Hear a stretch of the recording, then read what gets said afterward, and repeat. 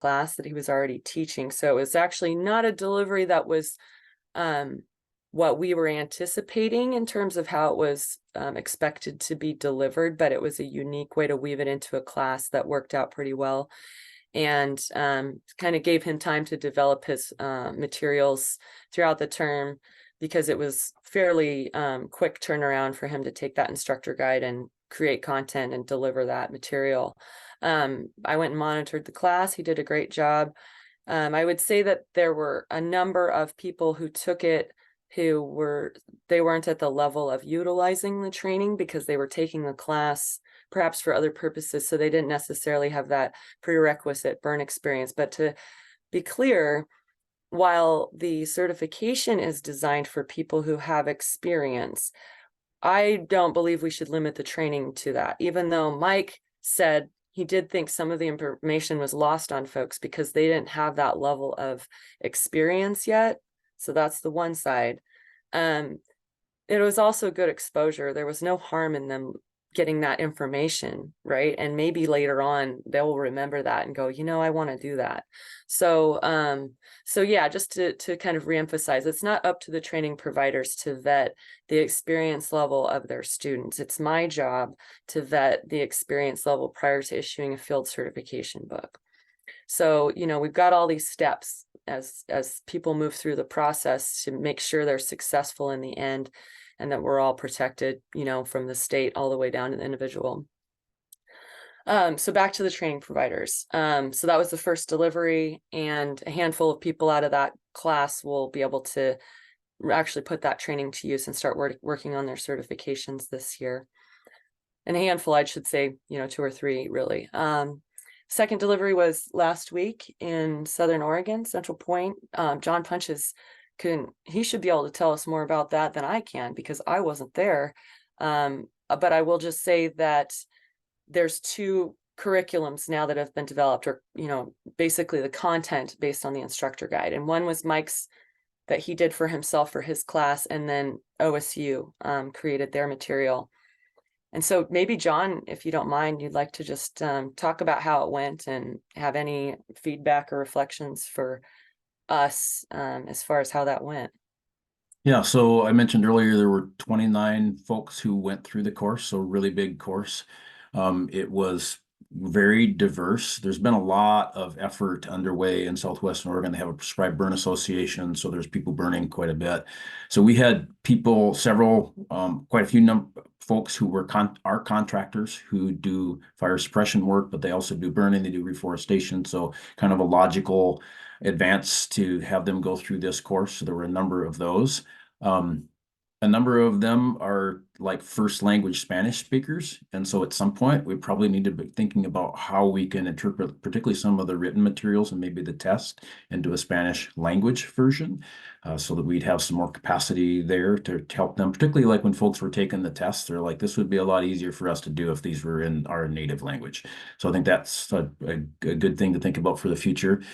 We had folks who were landowners who had very little, if any, burning experience, but were super excited. We had people from the local rural fire districts who were there to kind of like get a sense of what's all this stuff happening and how is it going to impact us. And they were really helpful to provide that like firsthand information on, like, yes, here's all the stuff you do through ODF, but there's local practices on how you get burn permits and who you inform and who's really going to be your contingency resources at the time of year when we burn here and how does that work. So that was a really good exchange. So lots of really good conversations. A lot of material to cover everything adequately that's in the learning guide. It's not like you just quote the stuff from the learning guide, the instructor guide rather. You have to build a curriculum around it that ensures that people have those skill sets. So there was a lot of material to cram into 3 days. We chose to not do it all in the classroom. We did about half, maybe a little less than half, actually in the classroom, and then they did the other half at field sites. It was still structured learning activities, but we did them in the field site so we could get hands-on and be in that context as we're having those conversations. And I think that worked well.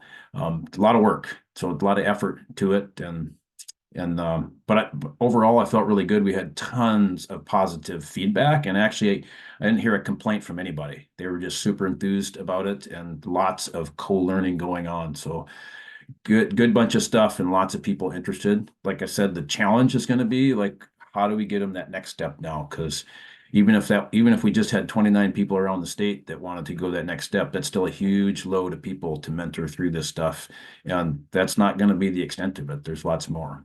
So the other thing that I would add too, just thinking ahead, and this was a comment made by one of the folks, one of the guys who took the course, actually participated in the course, is already recognized as a certified burn manager, came in under historic recognition. He took it because he wanted to make sure that as he started mentoring people, he had that whole context. And so Amanda, we need to like forge ahead on that guidebook for people who are coming in under historic recognition so they understand that difference between RXB2 and what it means to do Oregon's version of that. So we've got something in progress there, but there's going to, I think, be a demand for that. I was hearing it from them. So, but overall, Yeah, really good. I'm looking forward to teaching it again later this week. I think I'll have better comments after I've done it a couple of times because I could have a completely different group this next time. that's great, John. And on that note, with the guidebook, I've been waiting on that because of wanting to make sure that whatever rule revisions we decide to implement, those are reflected there. And they're not huge, but they're significant enough that I don't want to go editing a guidebook after we put it out. That it's an awkward time, because we finally just got our ID card process worked out. So you guys are getting your cards. It's happening finally. um, it was something we had to get internally organized around, and we did. Um, Guidebook, kind of similar. It's a little behind the curve, but it's by design because I don't want to go and have to go version 2.0 immediately after I give them something to work with. People and their patience right now is so valuable to me. And also I would like to know, how do you get a course delivered with no complaints? Because I've never had that happen to me. I always give eval forms and get something. So you must be doing something right. We may have just worn them out to the point where they had nothing left. I'm not sure. Their brains were saturated. And also great job getting folks out in the field for classroom training. To be clear, classroom training doesn't mean it has to be inside.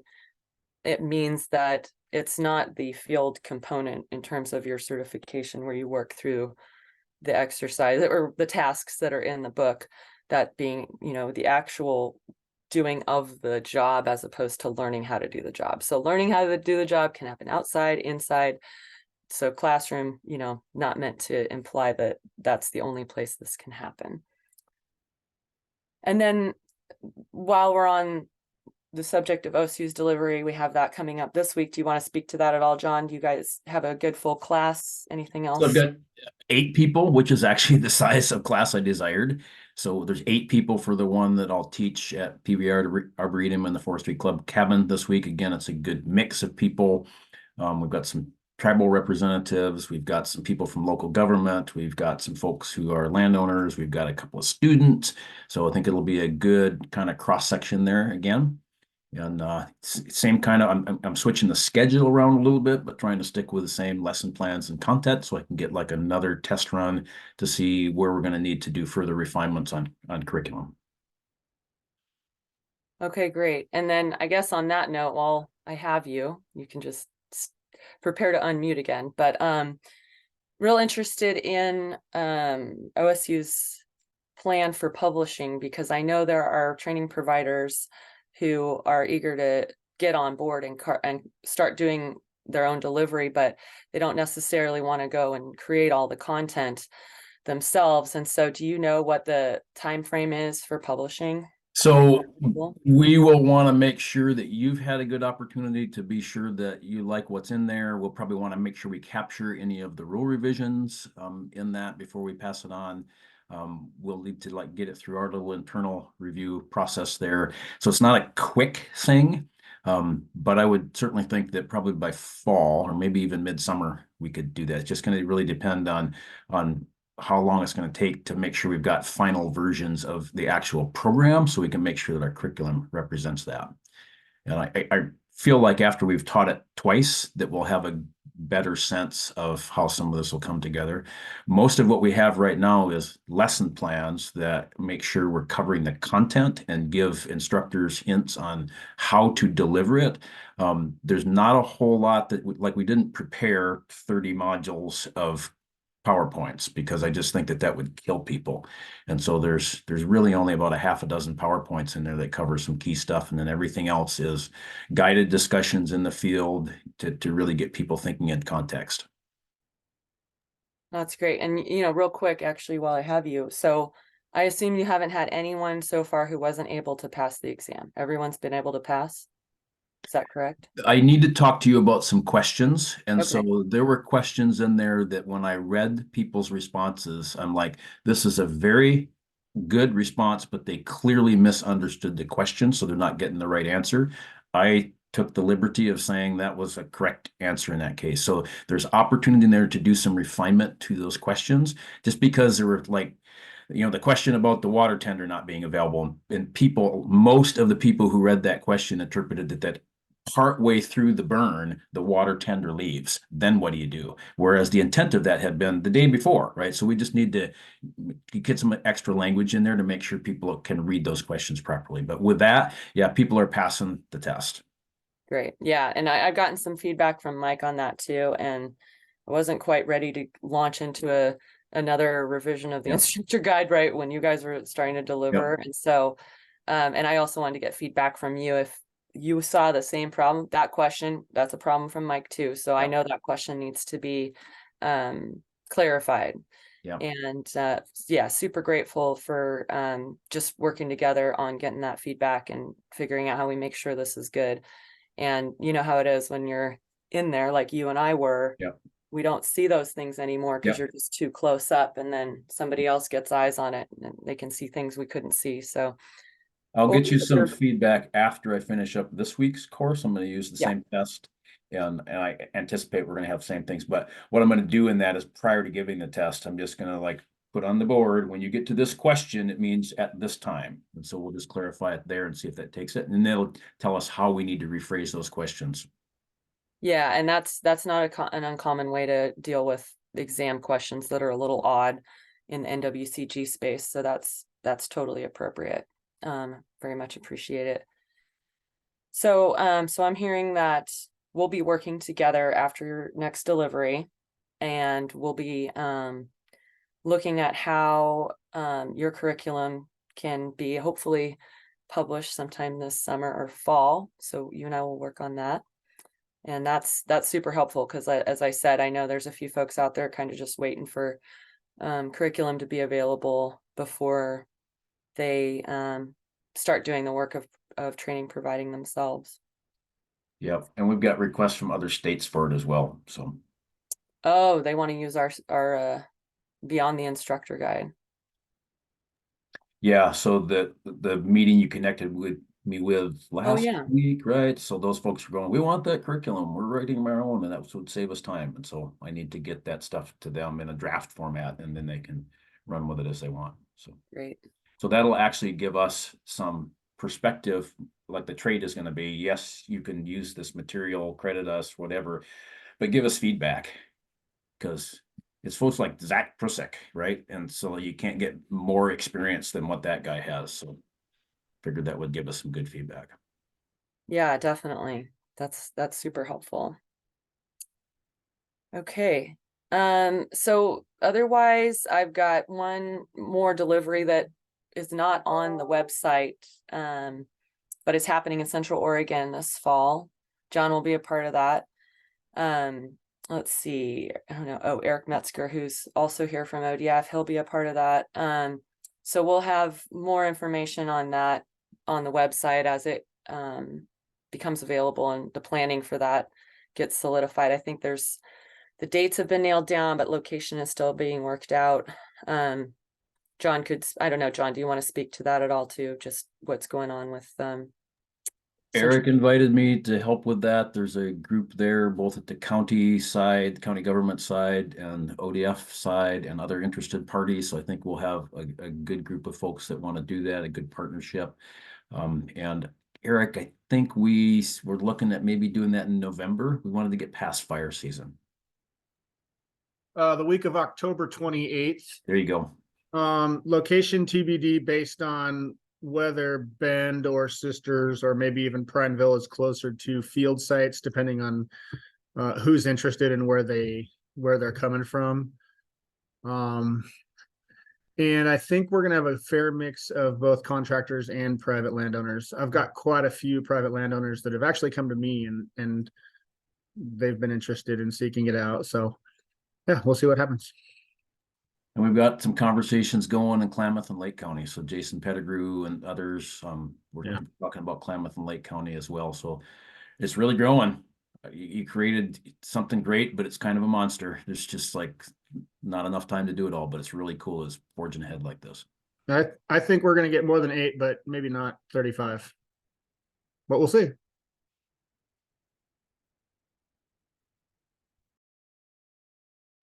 All right, good deal. Well, I think that probably wraps up what I've got as far as training providers and curriculum development is concerned. And I think with that, we're gonna be a little ahead now, but I'm okay with that. So let's go ahead and take our 15-minute break now. And that will put us back here. Let's see. Let's put us back here at 10:07. Is that right?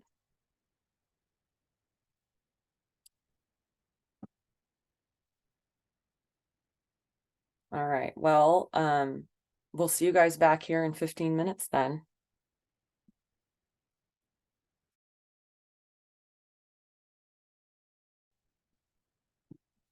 I'm gonna go ahead and get started. I think I'll just go ahead and answer Rich Pasquale's question here. Hopefully I didn't butcher your last name, Rich. We have a field certification book that we're going to walk through here in a minute.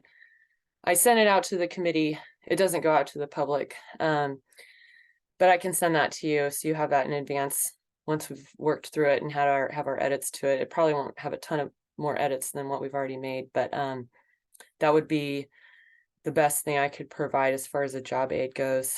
Great. See your thumbs up there. Okay. Let's see what we got. Okay, the next thing on our agenda is the instructor guide. And I wanted to do this because I realized that we hadn't really looked at that as a committee. This committee had a bunch of input and opportunity to provide feedback, but I wanted to go ahead and provide an opportunity to look at the guide. So I'm going to share my screen and walk through that with you all and open it up for questions on that too if they come up. And just stop me while I'm going if you have questions, but I can't see you, so just do it verbally instead of using like the hand up function. Just talk. All right, let's see here. All right, so this is the guide. We had finalized it as of November, but we made some updates to it, primarily based on Mike Beasley's feedback and a question that we realized needed to be on the exam. Let's see. So of course, there's just the description of the course and what it's for.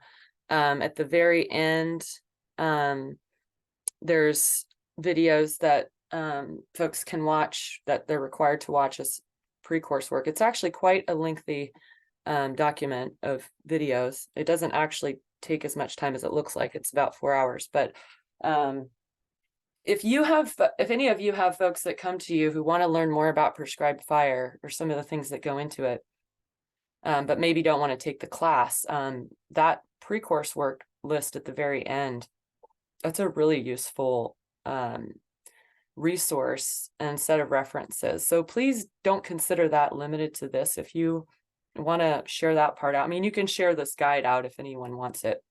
I don't post it on the website because I'm trying to keep that more oriented towards CBMs and kind of keep this in-house. And what I'm showing you right now does not have the final in it.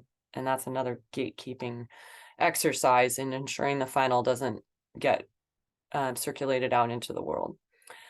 So yeah, for the pre-course work, there's those online videos. And again, please consider those a resource. And then we have a requirement to review the administrative rules as well as the duties and responsibilities in the appendix.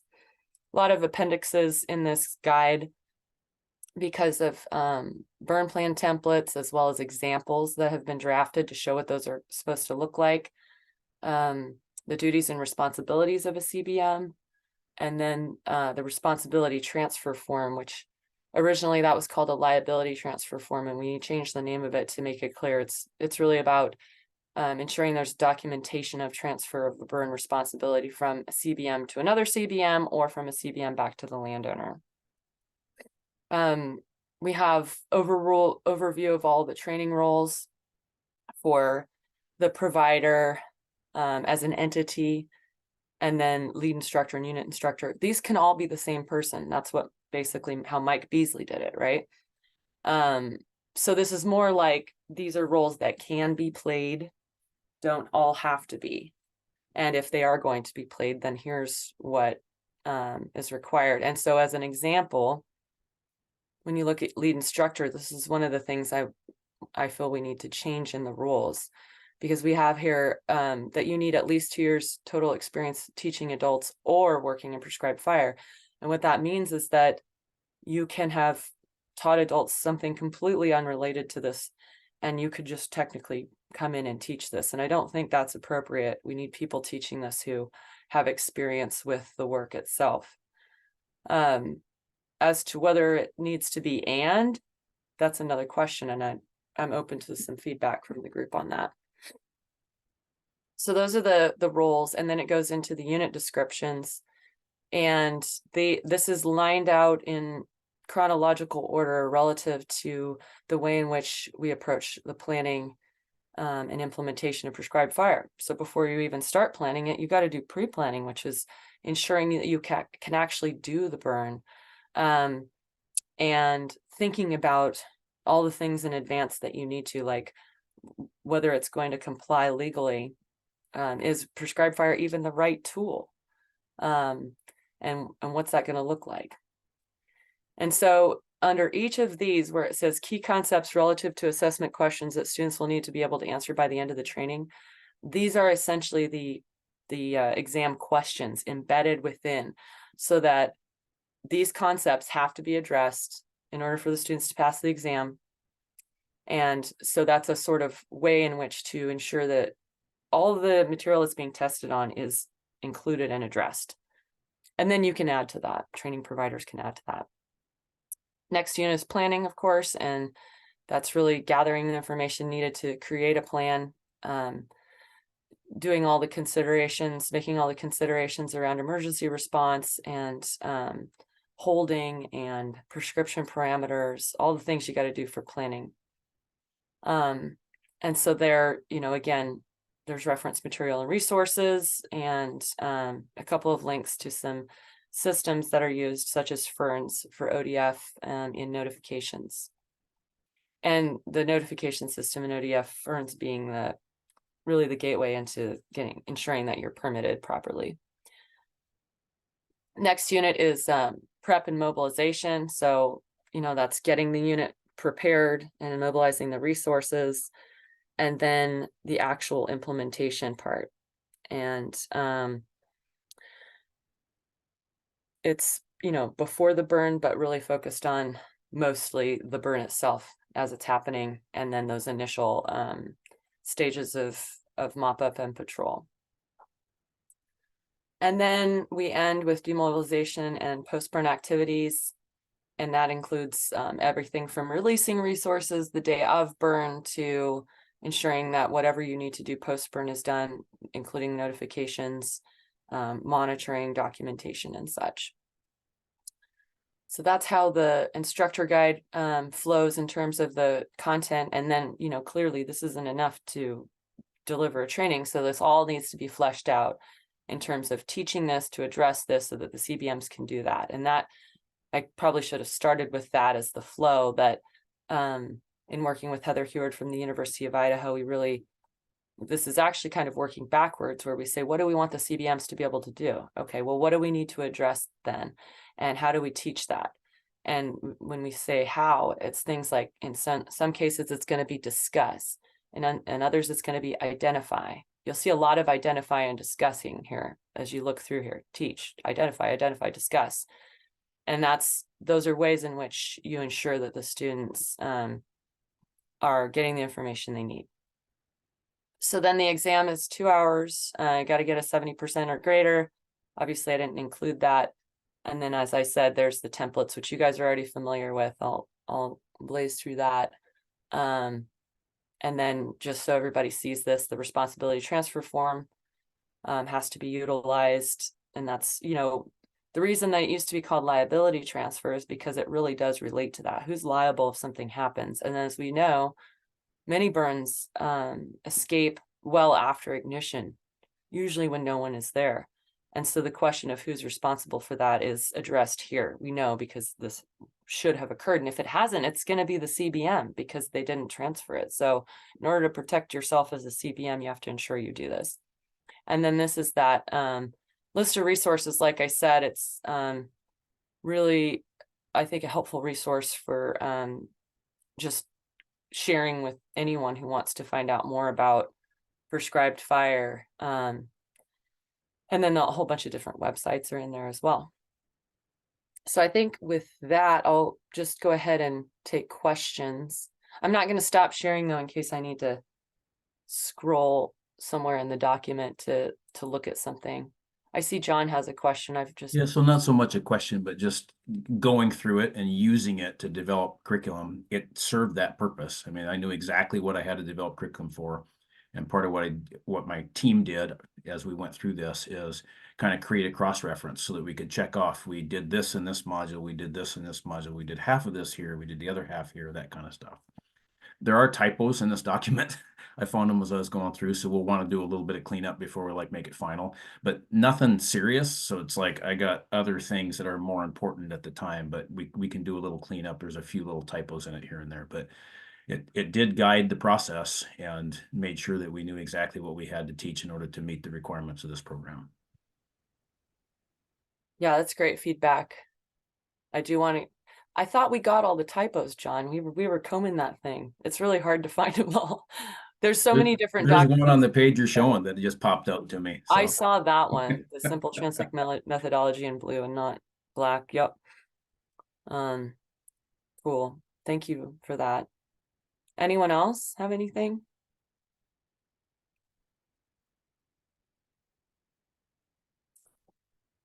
All right. I'll just warn folks that if you're gonna try to develop your own curriculum, it is a big job. So it was, even though I've taught all this stuff, I had taught all of this stuff for my own students at OSU, but even just to go through and make sure it was all done in the way this is formatted and to the right level for the people we're expecting into this program. There were a team of 3 of us that worked on this pretty much exclusively for a period of about a month. I mean, this was most of what we did for that period of time. So, and we still don't consider it done. So it's a big job. Yeah, and I think to speak to that, part of why a lot of other states seem to default to some of the existing training that's out there is because it's a lot of work to try to make something different, but it's very needed. And that's why people are coming to us from other states, because we actually created something, unique. And that, I think that's a really good thing that we augured in and got that work done, even though it's been pretty challenging. And it continues to be challenging, frankly, just because of things that John's brought up and feedback we've gotten about, things that need to be changed as we go. But I really think that's the beauty of our situation, is that we can do that. And, we have a fairly nimble committee here and a process that's sufficient enough that, we have that ability. So the feedback we get is just critical to making sure we're able to do that. Yes, John.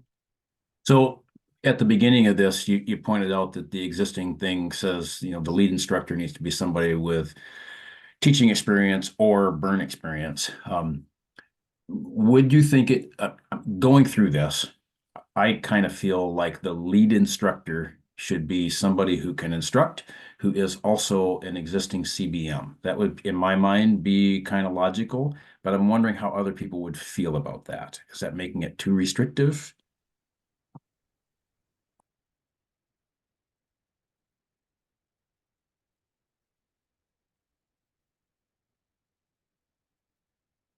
I'm just gonna chime in while folks are thinking that it's consistent with the way the NWCG system works, that you have to be qualified at the level that you're teaching for.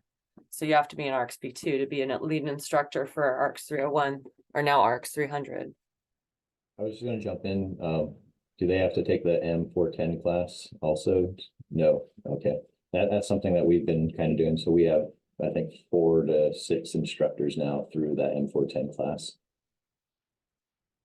Yeah, we don't have any NWCG requirements associated with CBM.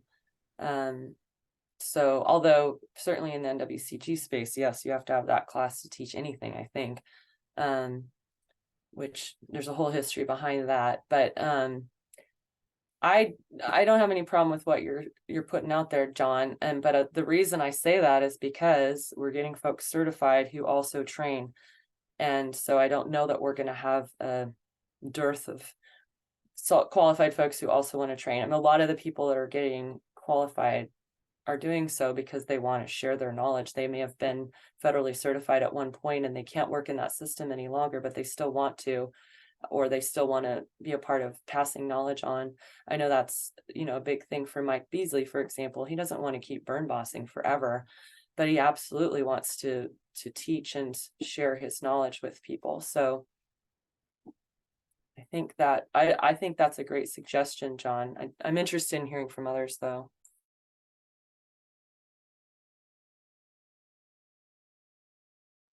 I support it. I think it makes total sense to have that person be a certified burn manager. My only concern would be like at the beginning, as we're still getting people qualified, are there enough training providers who are burn managers? And with John and others out there doing this good work, I think the answer is yes. So I agree. I think it's a good idea.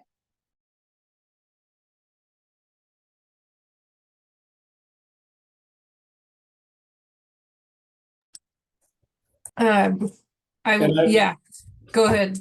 Yeah, I agree as well. I've seen a lot of trainings not go well when people don't know how to get the information out correctly. So I think that's the best course of action as well.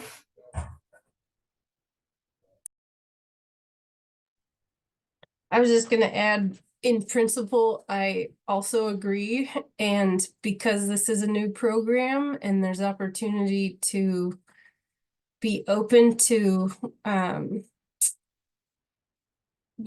different pathways to becoming leaders in stewarding fire on the landscape, perhaps there's some just kind of openness to what could come up if the information about this program gets out far and wide and there is interest expressed, to just kind of be open to the potential for additional something to be created as this is so new. That's I don't even know if that makes sense, but just being open to the unknown and the potential that this program carries with it. Yeah, I hear you, Dane. I think one thing that reminds me of is the question of where did this come from? Why did we decide this in rulemaking? And it was actually because of what you're talking about. It was that we were concerned that we were going to be limiting our training provider pool if we made it too restrictive, I guess, or we're not opening ourselves up to what you're speaking of. And then we realized that it might be opening it up too much. So this is sort of a walking it back a little bit. And yeah, it was just thinking around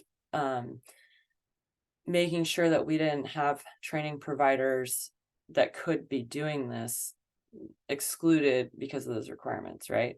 So, wanting to be inclusive and open to, different ways of having this delivered.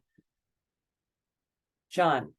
Yeah, and I think this speaks to maybe what they might be thinking. I think there's a whole lot of opportunity as like collectively we move forward in the broader prescribed fire space, that there's this thing that we're doing so that ODF has a quality CBM program, but the concepts and the content and the materials could well be applicable elsewhere. And so like once the curriculum is out there and published, people can adapt that and use it in other spaces as well. And we're already doing that. So I just spent 2 days down in Southwestern Oregon working with Chris Adlam, and he had people come together. And it was a very different format than CBM, but we did a lot of kind of similar stuff, right? To just using the same kind of concepts and materials in there. And I fully intend, like, we're going to work down in Lake County, and there's a group there who don't really have the basis to come in and be certified burn managers, but they want the more basics kind of stuff. So we'll create a version that kind of brings people up for those basics. And I can see tribes using some of this stuff and being able to use it in different concepts and then putting their special interpretation and adaptation to it. So I think there's lots of ways to use what we build here in different spaces.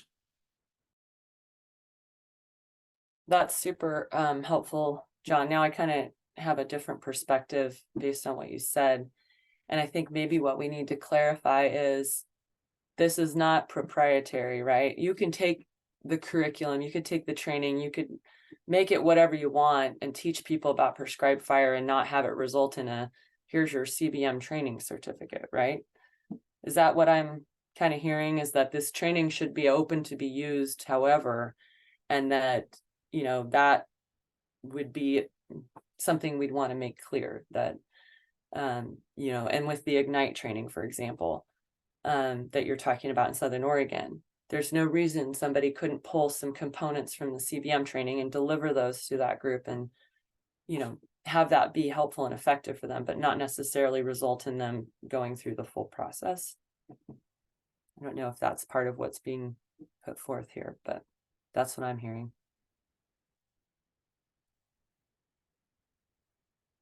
Okay, well, I'm going to check on where we're at in our agenda right quick. Let's see.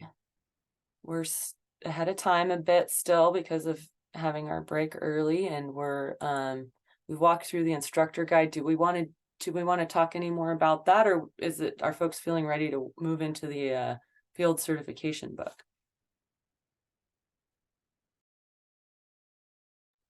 That's the part I'm excited about because I want to hear what folks think of it. And it was sent out to the committee. If there are others who've joined today who want to see it and provide some comments on it, you can I know we already had our public comment period. We're going to walk through it. If you're not on the committee here, but you want to follow up with me or you want to look at it more closely, more detail before we release it, you can let me know afterwards. How about that?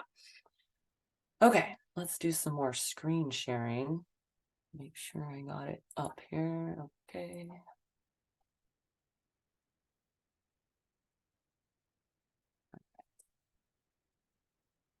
So, can you guys see everything there? My instructor guide? Yes. Okay, good. Thanks. All right. So I went back and forth on whether to create 2 books or not. I landed on one because there's so many consistent principles, and there's only a few places where we might need to figure out how to wordsmith it or create a caveat that says, not required for piles or something along those lines.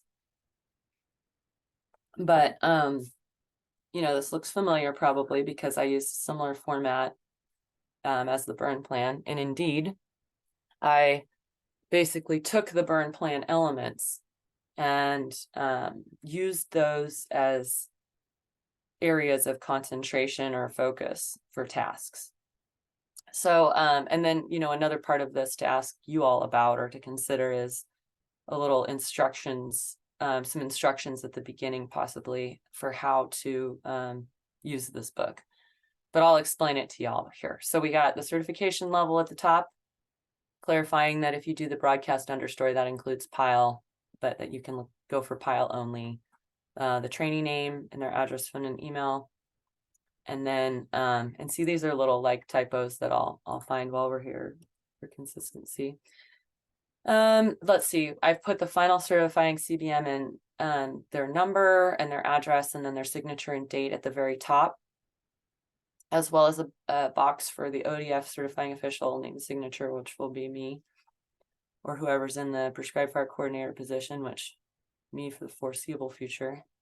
Registration, smoke clearance, and permits is the first section. So this follows the flow of the burn plan. And a lot of the elements or a lot of the task descriptions are pulled from the burn plan or reworded from it. I thought about having individual boxes in the for the evaluation number, CBM initials, and date, but this is more consistent with the way the position task books read, that you just put them in there, throw your number, your name, and the date, or your number, initials, and the date, and that's the way that the position task books work. One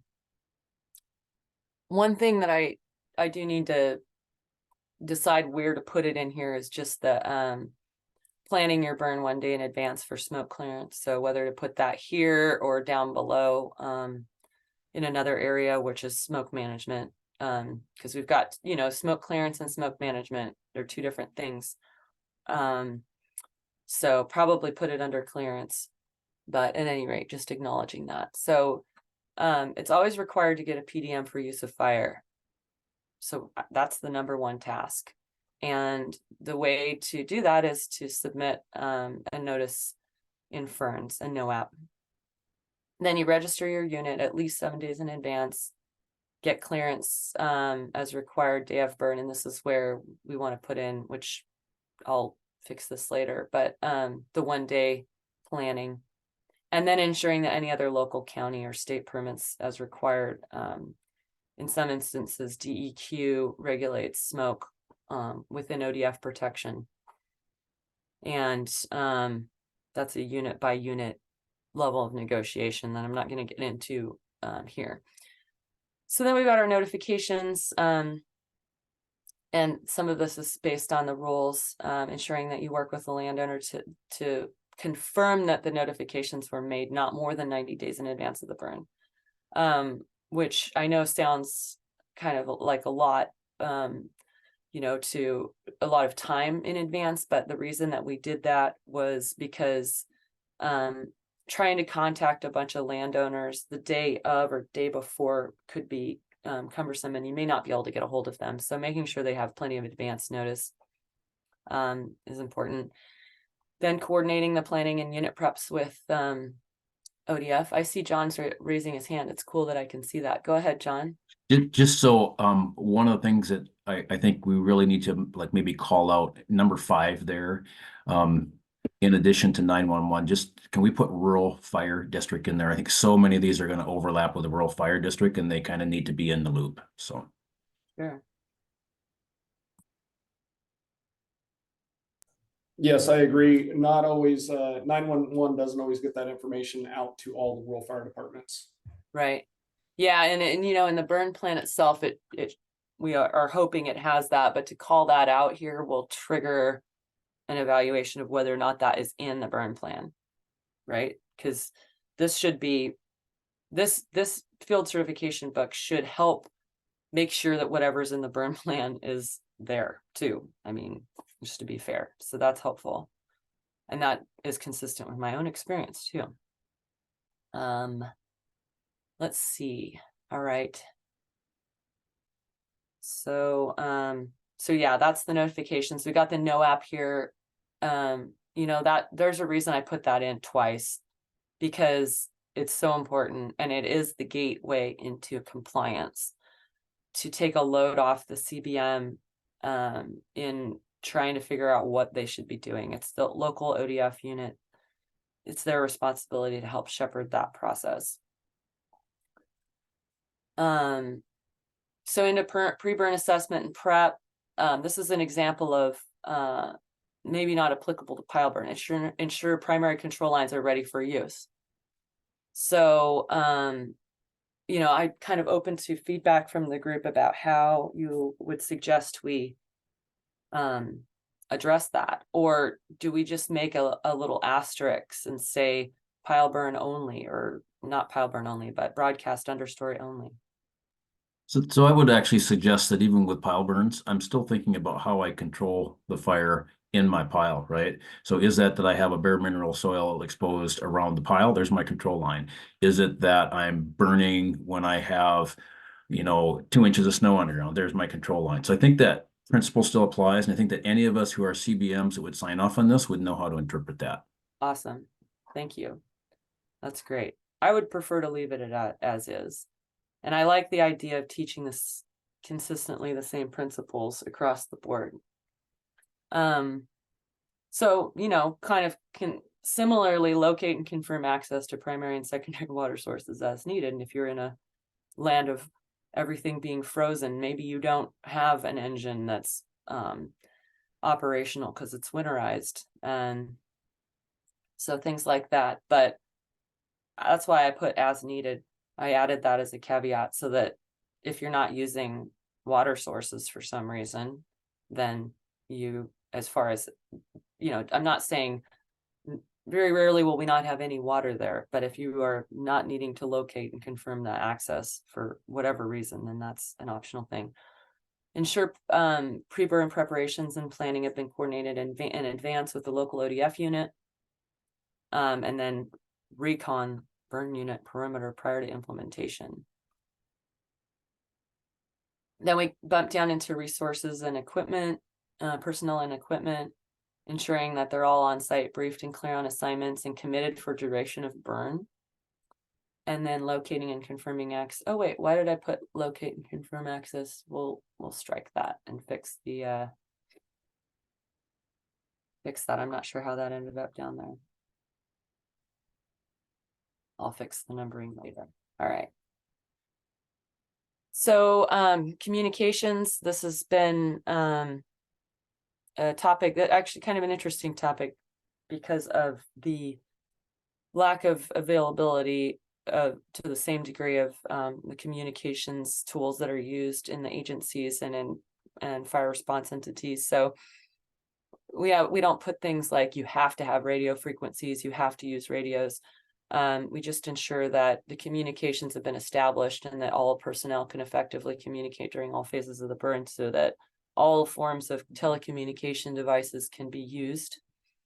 And, we're including all burning here, right? So there may be a pile burn where it's just one person out there doing their thing. And then we have our contingency and wildfire declaration. Determining when the contingency points of activation are to be implemented. And that's a term, by the way, that was a new term we introduced, partially because of wanting to get away from the term trigger points. And there's, all kinds of things that can be said about that. But what it really comes down to is we want to be clear on what we're talking about. And it's not entirely clear what that term means exactly, and it can have some adverse impacts on some people potentially. So we moved over to this because it's really about when do you activate contingency? That's, and when do you take, and what kind of actions do you take in response? And then we've got secondary, the location and condition of secondary control lines, any backup water sources, review of the criteria and procedures for declaring a wildfire as it would be written in the burn plan, and just making sure that the location, availability, and adequate response time of contingency resources.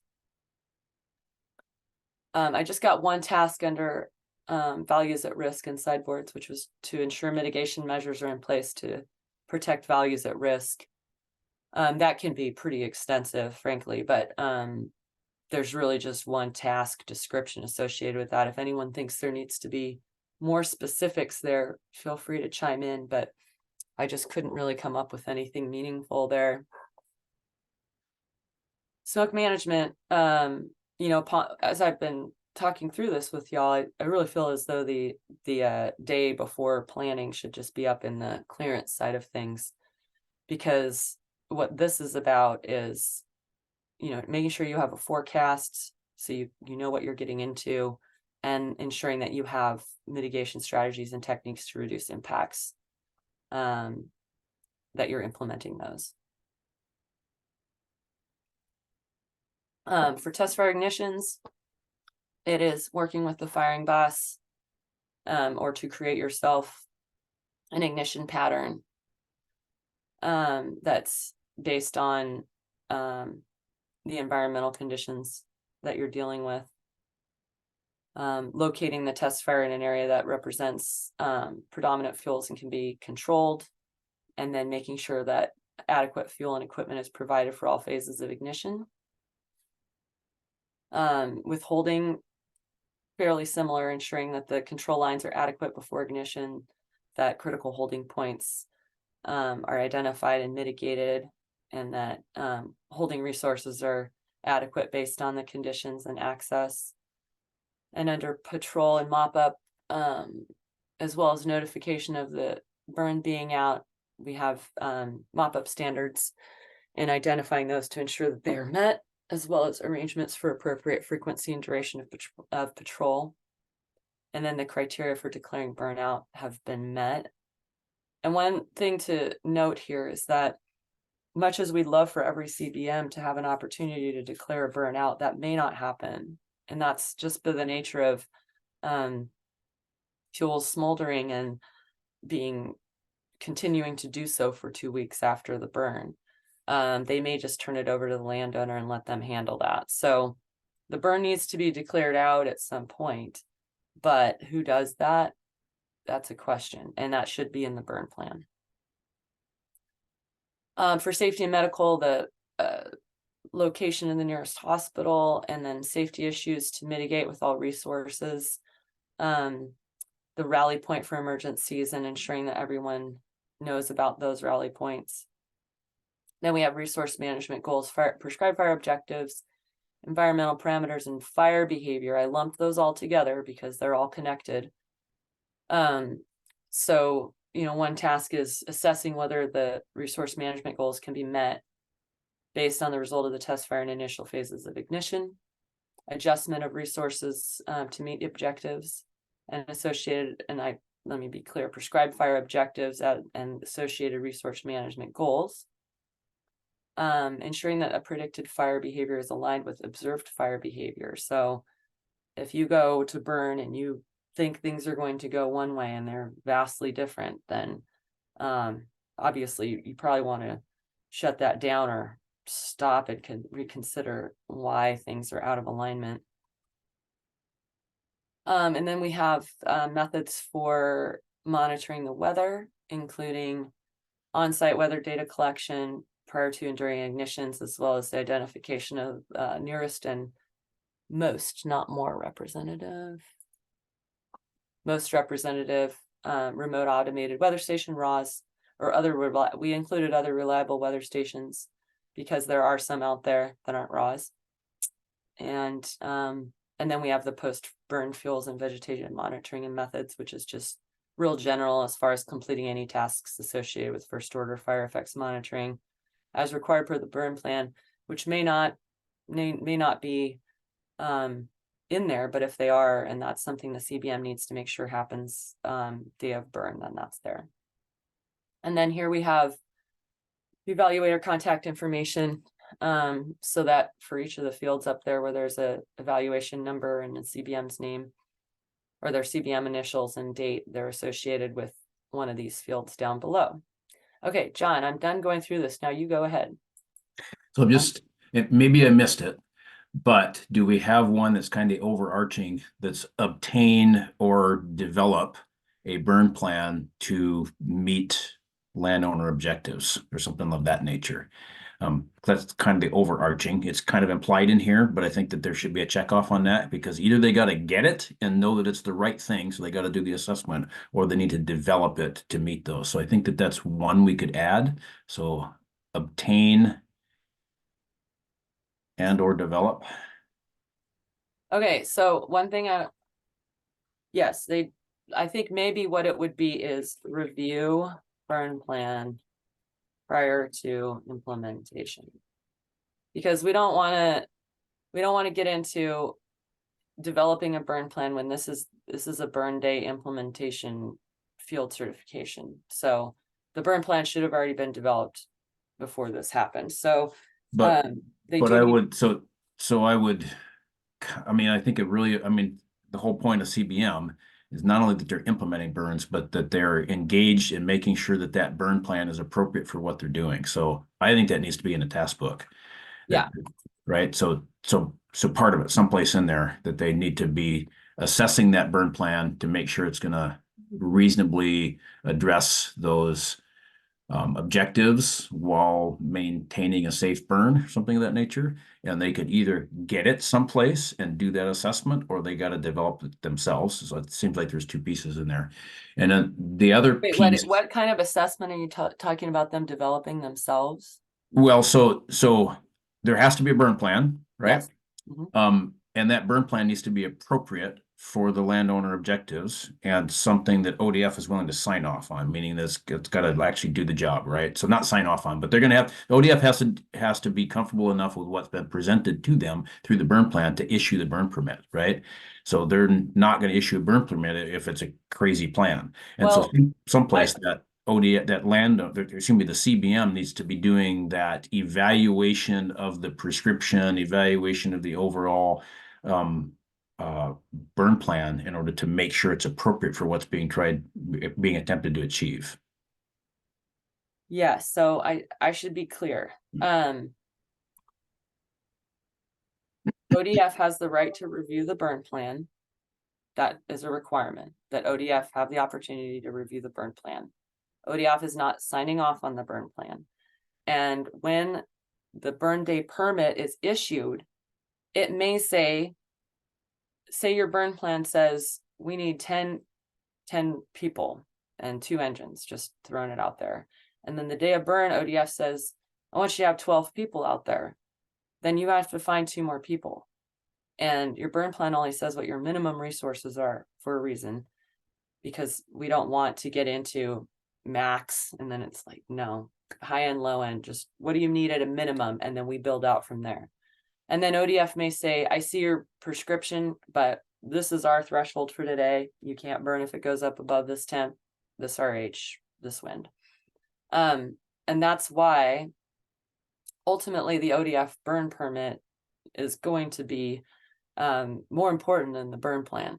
Now, as to whether you want to go back and change the burn plan based on the ODF burn permit, I don't know, maybe so. But regardless, that permit is going to be what you have to follow in the end. And it doesn't cover everything. So follow everything in the burn plan, except what the ODF permit adds to that, which may be, like I said, you need another engine out there that day, or we want you to cut it off if you hit this temperature, even though you've modeled for this wider range of conditions. We're not okay with that for whatever reason. And it could be because all of ODF's resources are drawn down that day doing IA, and they know they don't have much to respond with if something happens. And so they want to dial it back a little bit.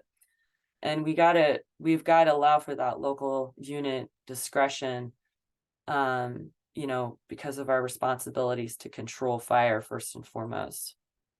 I agree on all those points. Yeah.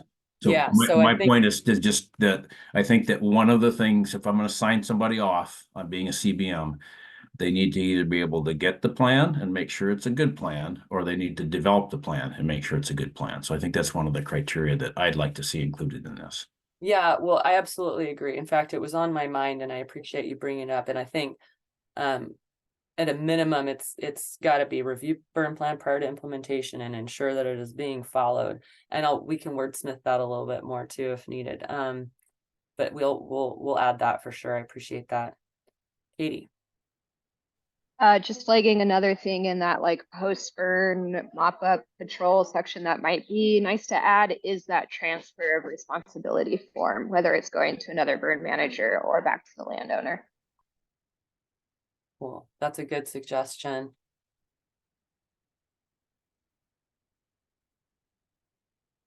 Yes, John. And one more, and maybe we don't need it in there, but it just strikes me that in order to do my smoke management registration, I'm supposed to actually assess fuel loads. So do we want one in here that talks about assess fuel loads? In order to obtain the smoke management permit or something of that nature? Yeah, I think the question there is, I mean, in theory, that should be something that is done as part of developing the prescription. So I'm wondering if do we want to include that there? I mean, I don't know that do we want to alter the burn plan to include more of that? Well, so the burn plan already includes a spot where we have to note the fuel load. It's already in the burn plan. Right. And then that becomes part of the information that we use when we when we make our smoke management registration. So it's included in there, right? So it's already part of the existing process. It just seems like that should be a step that's in the certification book. Because one of the things that I'm seeing here that I really like about the certification book is like, if you want to be a burn manager, this is turning out to be the step-by-step for everything you need to do. So like all the high points are popping out here in order. And so it just seemed like it would be good to like up front in there, assess your fuel loads, because yes, it's going to help you define your prescription, but it is required for doing your smoke registration. So it just seems like it would be useful to have in there. Okay, so, but then we're basically saying the CBM needs to go in again and assess the fuel loads after the fuel loads have already been assessed and they're in the burn plan. I was talking to the beginning of this document. I would put it up front. Okay, so one thing I think we need to distinguish between here is the planning phase of a burn and the field certification phase. This is really meant to be for after the planning process is over. So the way I think about assessment of fuel loads is an input to the burn planning process, and then it shows up in the burn plan, and then you can take that and use it for smoke and other things too. So I'm just curious about assessing a fuel load, because then it's like, I'm just going to throw it out there. One person writes the burn plan. They say this is the fuel load. Then the burn boss goes out and they're like, huh? Well, maybe it's more confirm the fuel loading is on site as it's identified in the burn plan. I'm trying to think of a way to make it more like a double check as opposed to doing the job over again if it's already been done. But maybe I'm misunderstanding something. So I don't want to, I'm sorry, Katie, but I think it's related here. So maybe I'm misunderstanding, but I really thought that at the point where if I'm a CBM checking off a CBM trainee, I'm not just checking them off on what they do on the day of the burn. I should be working with them to help them come up with a valid burn plan, to understand the burn planning process, right? Because otherwise, how do they know that they've got a valid plan, right? So we take them through the class and we teach them all the stuff that goes into being a CBM, but they're not really having an opportunity in there to like actually pull that stuff together into the burn plan template. We give them a template, but all that stuff's got to come together. And it seems like this is the opportunity to mentor a person through all the steps it takes to be a burn manager. Is that No, not intended here? that's not the way this is designed, and there's no way we can make it that way, because you'd be pairing people up for however long in terms of training. This is a burn day field certification book, day before, day of, and maybe day after, but we're not talking about, okay, we're going to work with you on understanding this plan. I mean, you're going to review the plan. The qualified CBM is going to look at that plan and work with the trainee on making sure it's solid. And then, if they need to come up with some adjustments to it, that's certainly part of it. But the classroom training is intended to get people up to speed on how to review a burn plan and tell whether or not it's worthy of being implemented. The field certification process is not intended to train around preparing burn plans. It really should be about, okay, based on your training, what do you think of this burn plan? Can you implement this? Is this defensible in a court of law, etc.? Not, I'm going to teach you how to review a burn plan now and decide that. But there's not a total line in the sand there. Certainly the field certification is meant for folks to learn, what is going to work and what isn't. But I don't see how they're going to have time to go sit in the office and work on burn plans together, as far as a mentoring situation goes. But I'm open to other thoughts on that. That's just the way I've been approaching this. You want to go, Katie? Yeah, it's along these same lines. Okay. I do think that maybe what we're identifying is a bit of a hole in the system. I think, in my opinion, in order for somebody to be signed off as a certified burn manager, they should have demonstrated that they are able to write a good burn plan. So if that's not being captured during the coursework and it's not being captured during the field eval, it feels like there's a hole. And one kind of example is when I got my burn manager in North and South Carolina, I had to submit a burn plan that I had written to be reviewed, and that had to be documented in order to get that state certification. So yeah, just flagging it, it does seem like a bit of a hole that we should figure out how to address. Yeah, and interestingly, the requirement to prepare a burn plan has been removed from the NWCG training essentially at this point. So, there's always this kind of back and forth on how much should a burn boss be involved in burn plan writing itself, right? I mean, I've always thought it should be something that anybody leading burns does, but I also understand that that is potentially that's potentially going to be limiting, because NRCS and others are funding burn plan writing to a great extent right now. And that's not necessarily going to be done by the same person who's leading the burn. And so there's a bunch of stuff here to work through, right? And I'm not against the idea that someone have prepared a burn plan and shown us that as part of this training, but we're quite far along in this to do that, but I'm not saying we can't. We'd have to substantially change the course. And we talked about this when we created the training.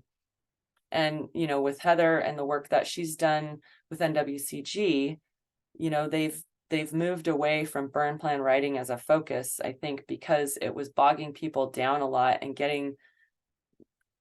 it was keeping them from sort of pulling back and being able to see the bigger picture. But we've also oriented this program so heavily around the burn plan itself and the structure of it and how it flows that, I can see some merit in that. So is this a hole that we need to fill? That's the question. So I will just say that,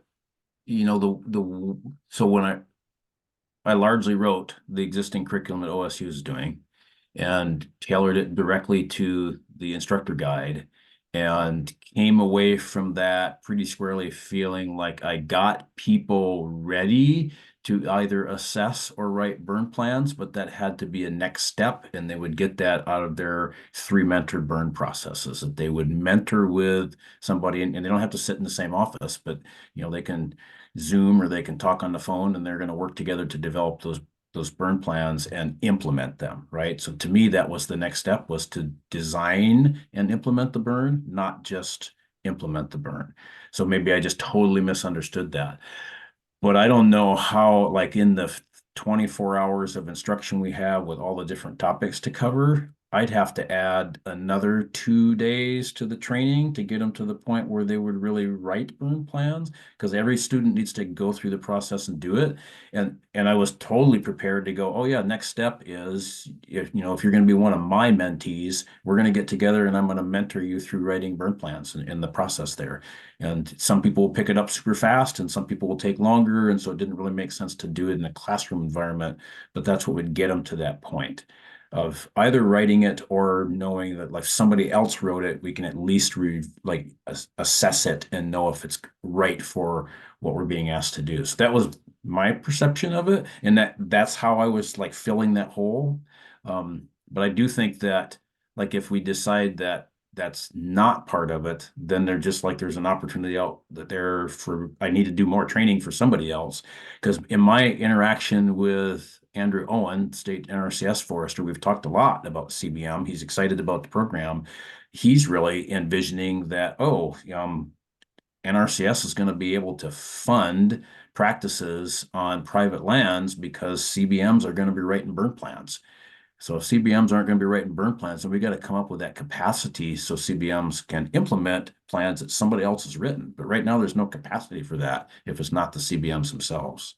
There is capacity, and people who are not CBMs can write burn plans. There's no requirement that you be a CBM to prepare a burn plan.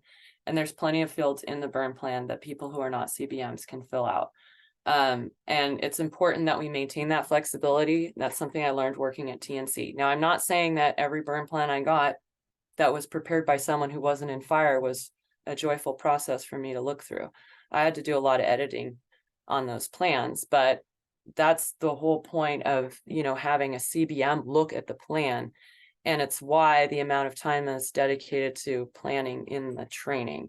And I will say that if you spend the entire time in the classroom focusing on policy and burn planning, relying on those folks having been out in the field already doing stuff, that you should be able to get to that.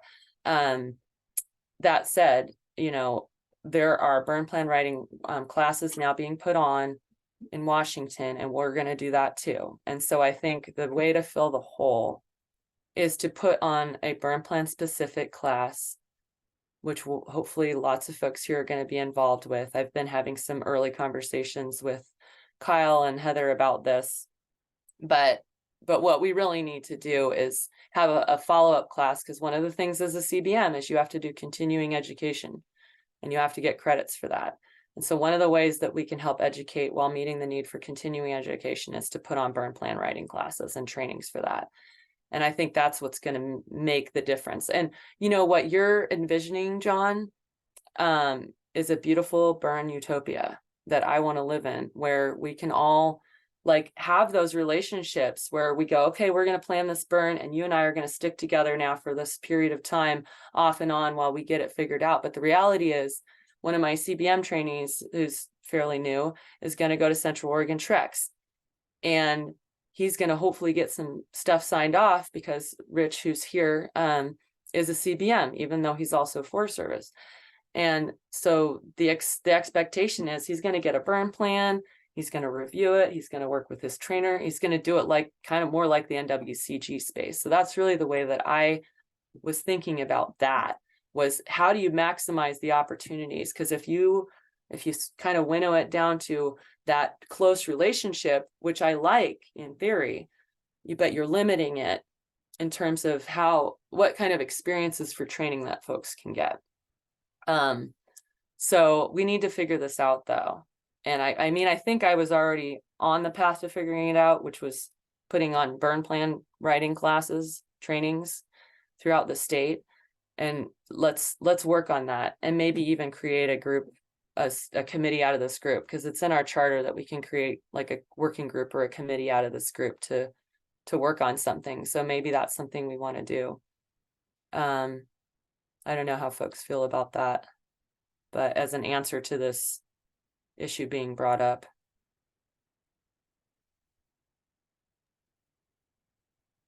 Like you, I was already envisioning that there needs to be some burn plan development courses. So that's in my mind set for the future. So that's, we can do that if that's the desired approach. Okay. All right. Well, I think with that, I've got some notes to follow up on here. I'm going to stop sharing and I'm going to take a look at where we're at on the agenda. We're doing pretty well for time. I don't know what time is the eclipse supposed to be in full force? It started right now, isn't it? Is it in like 20 minutes or something? I mean, do folks want to go outside and check this out? I just don't want to stand in the way of cosmic events for anyone. I think it was at 10:30 what I had read for our area. I could be wrong. Okay. I haven't looked too much into it. All right. Well, at any rate, it's not like a full-blown thing here anyway, so I guess we'll keep going. I guess with that, if anyone has comments that they think of later that they want us to hear about as far as the certification books go, please let me know. If you're, again, somebody here is not on the committee and you'd like to get access to that to provide feedback, please let me know, follow up on that. I just had a quick question idea to consider, I guess. Is there a checklist for mentors, or could there be some type of guidance list for people who are acting as mentors that is helping to fill that hole, or at least to help support continuing to assess this program coming to life and to track where there could be holes, because maybe there's not a clear place for that, like, double check quality assurance, quality control process. Could there at least be, like, you know, parking lot or checklist for mentors? Okay, are we moving through with trainees all of these areas, and are we seeing consistency in people recognizing those key elements when they're implementing the burns? I don't know. Just seems like it might be nice to have something that's following the program as it's coming to life with these key thoughts that folks are bringing up in mind, if there isn't a clear kind of place for them and you don't want it to be too top heavy from the get-go. Yeah, I don't need a response, but it just it's something, an idea to think about.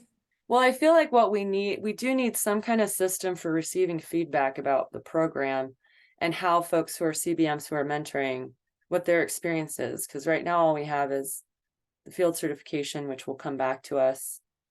But what else would be coming back to ODF? I mean, I'm tempted to have the Prescribed Fire Council be a resource for that potentially, but I also think, yeah, I agree that you're pointing out something we need to think about. I'm not sure how to address it. I'm just going to add Would it. that be something included, Amanda? You mentioned that there was a guidebook coming together for the people that are like grand personed into the program. Could that be Yeah. something that could be included in that? Is like, congratulations, you're grand personed in. One thing that you may be asked to do is serve as a mentor for CBM trainees. Here are things to consider when you're serving in that role. That's a good idea. I think that's the answer. I put it in my notes. So we'll, yeah, what I put in the notes was, somebody else is taking notes for the meeting, but just in my guidebook or in my certification book, I did put guidebook include section on mentoring for CBMs. Okay.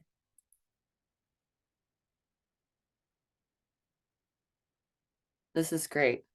I really appreciate this so much. Do we have anything else on the field certification books before we talk about rule revisions? Well, like I say, I like that it's all there and it's kind of step by step. I think that's going to be really helpful. It's a good guide. Yeah, good deal. Okay, cool. Well, I'm glad we were able to walk through that, got some good feedback.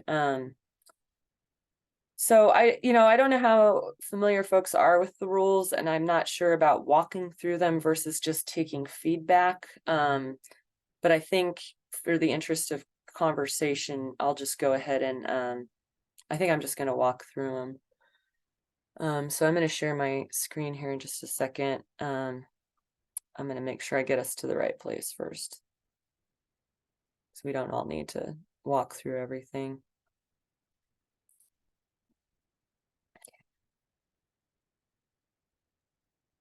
And I think as we go, I'll share with y'all some of my thoughts that I've been having as I run into things, but I'll probably not get to everything that I've been thinking about because there's a lot.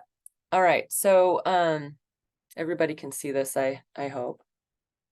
This is the administrative rules as applicable to certified burn manager. So we've got a bunch of things defined here. I'm not sure any of the definitions are issues, but I would like to know what you guys think. So for example, we have certificate. And what that has become is an ID card. Is it confusing to leave it as certificate, or do we want to change it to an ID card? Because what's happening is that folks are doing the right thing and reading the rules, and then they're following up with me saying, when do I get my certificate, when they're already CBM? And then I have to tell them about how I'm figuring out this ID card process, which now has been figured out. So these are minor things, and this is why I called them minor rule revisions. But so yeah, that's a question. Do we want to change that? And I can make these calls. You guys don't have to approve of all these things, but those are things I'm thinking about. Let's see. I think that was the only thing in the definitions. You know, we used to have something in here like a correspondence course. We pulled that out because that's not a relevant term any longer. That was before we made things virtual. The intent, we're not going to change that because it relates to statute. But the certificate requirements, you know, we can look through these. We don't want to get too much into any heavy editing because would require us to assemble a rule committee and do other things that I probably don't have completely mapped, but would need to prior to. So this is really just for minor edits. You know, most of these I don't think really are issues, you know. It's some of the things as I was talking about with the training provider, for example. But they're good for 5 years. You cannot renew. This is interesting. You can't renew it. Like you can't keep renewing it every year just to keep your quals up, that's different from NWCG. The way NWCG works is, you know, you're updated every time you do an assignment and it's entered into IQCS. In this case, you don't get a new certificate until you're at least 4 years in, which is good for my sake of managing traffic for the program. And yeah, I don't think any of these things were ones that were issues, but I wanted to talk a little bit about the training requirements. So this is where we would include a requirement for participation in at least 3 burns, because we don't have anything specific in here. You know, I think, let's see here. Hold on, I'm trying to find where it says that you have to participate on 3 burns. But it is in here. So here it is.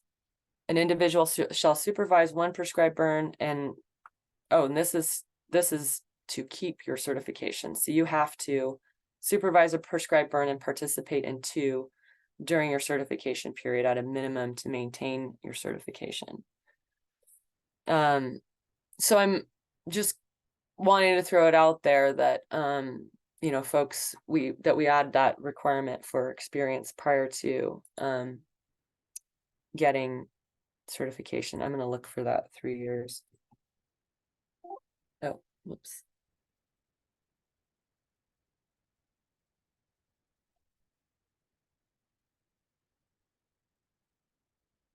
Okay. So it doesn't look, I'm not finding in here the 3 burns either, but I think I thought that had been in here. So at any rate, requirements of the number of burns, both for experience and for training purposes. Don, go ahead. I just want to make sure I'm on the same page, and I think I am, but the idea would be to codify that Yes. before a person applies to become a CBM, they should have participated in a minimum of 3 prescribed burns. Correct. And then once they are have completed the training and they've opened their certification book, then they need 3 more burns to complete that process. Is that what you're thinking, Amanda? Yes. Amanda, have you already thought through what the documentation process for the pre-burn manager burns is going to be? Like, do they submit that to ODF to get a field evaluation book? Okay. Yeah, they just have to tell me date, location, and the role they played in the burn. And I accept them. It's the honor system. Yeah.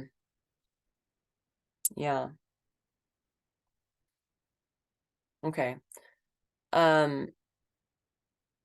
So does anyone have any thoughts on that? The just ensuring that we require 3 burns before getting a I guess my only follow-up thought would be, is there a time frame? So like in the existing rule, there are these like 3-year references. Do those 3 burns have to be within 3 years of applying for the field eval, for example, or can someone have like burned their family land 3 times when they were 10 years old? Just trying to hone in a little bit on that time frame. Yeah, I mean, that stuff gets into kind of like judgments and on my part, or I will run it up through my team, my managers, or potentially even bring it to this group with when those questions come up. Yeah, and so I mean, some of this is about how much do you leave it at ODF's discretion versus putting it in rule. And we do have a certain amount of discretion. Like, for example, there wasn't anything in rule that said this is what has to be in the burn plan. Actually, when we first started writing the rules, we had that in there, and then we pulled it out and left it to ODF to decide. So it's more or less up to us to decide if it's not clarified here. And so that's part of why I wanted to run through this with y'all. I could have just gone and done all this and not asked for any input from the group, but I wanted to make sure that my thinking was being vetted a little bit.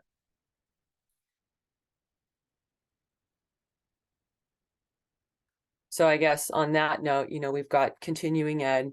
We haven't even started to address that in the program. It's 16 hours, I think. Yep. An individual shall successfully complete 16 hours of continuing ed within the certification period. And it has to be related, prescribed burning, and approved in advance.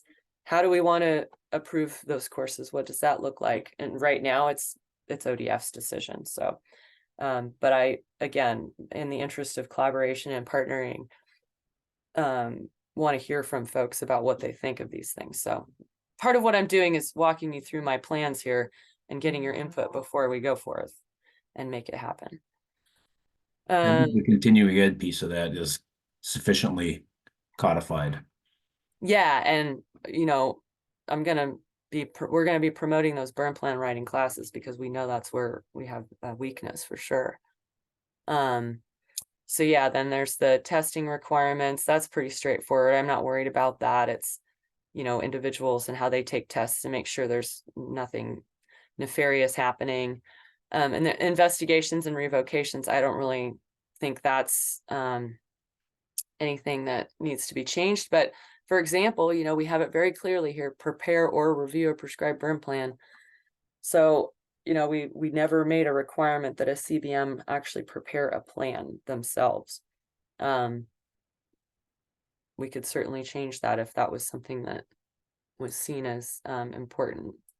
I mean, I'm certain that that's why my brain was thinking that that's part of what I had to prepare people to do. Yeah. I still think it's appropriate, but To have it be a requirement to prepare one before becoming a CBM. I do, yeah. What do other folks think here?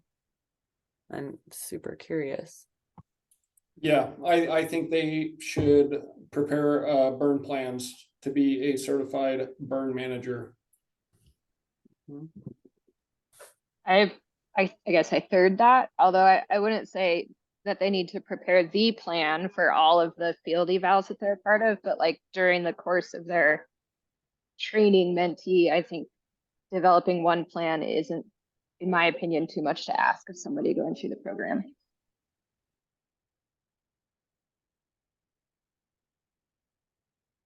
Other committee members, Day, Colby, you know, Daniel, you can chime in too, even though you're not a voting member. I would also argue that like if all we're doing is trying to make sure that they have that skill set, it doesn't necessarily have to be a plan that they developed for a burn that's going to be like an older plan that they've developed in the past, for example, for some folks that have that experience that's already been implemented, I think that would be acceptable as well.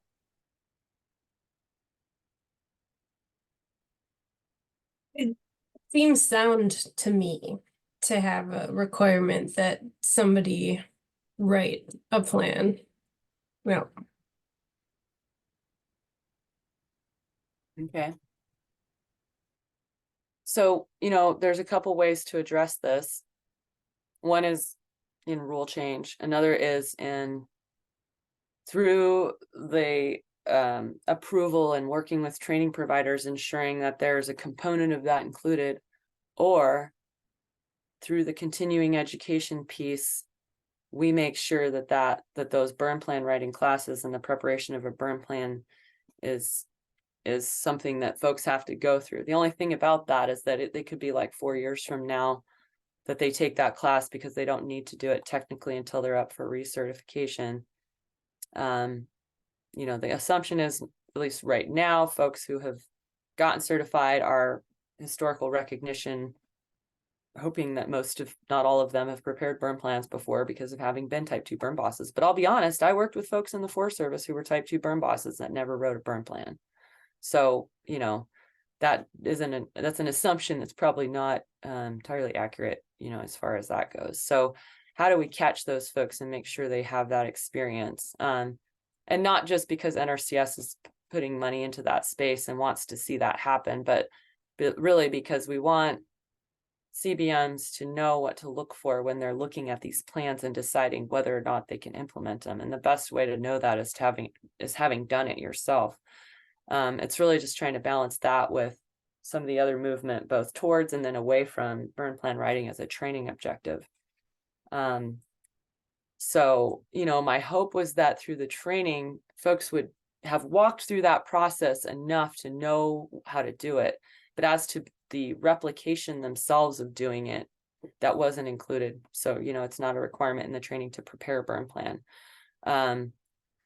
So thoughts on how we address that, those several places, the rules, the training provider relations, or continuing ed. John.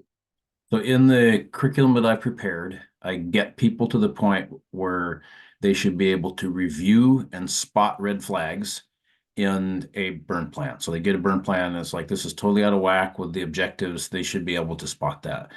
But they haven't written one. That's a much bigger task to actually write it. But the existing stuff doesn't say they have to prepare it. They have to prepare or review, right? So I think that gives them enough flexibility. So I would not actually think that we need to do a rule change in here. We just need to figure out how we get them to this point. And I go back, I still think that like in the task book, I would like upfront say before you're implementing, you need to have prepared a burn plan and have it reviewed by one of your mentors who's going to sign off and say this is an appropriate burn plan. I think that's an appropriate task for people to do. And by having it in the certification book, rather, as a task, that doesn't necessarily mean that they're like doing that on that burn or even for that burn. It's just part of the overall process that we review them on. And so any of us mentors can sign off on a burn plan that they've prepared. And then it opens up, like there's lots of ways that they could do that. They could do that through the additional courses we can offer. If I want to mentor somebody and guide them through that, then we can sign them off on it. So I think there's lots of ways. We just have to have a way to document that that's part of the requirement. So that would be my suggestion, is just to make it part of the certification book. But there's lots of ways to achieve that. Well, the thing about that is that you're then requiring someone to do something that they perhaps haven't received adequate training to do. What if they don't have a mentor? I mean, you're basically saying in between the training that you just received and this field certification book, you need to have done this other step, and you needed to have gone and figured out how to do that for yourself working with somebody. So I'm resistant to putting that as a prerequisite for working on that certification book.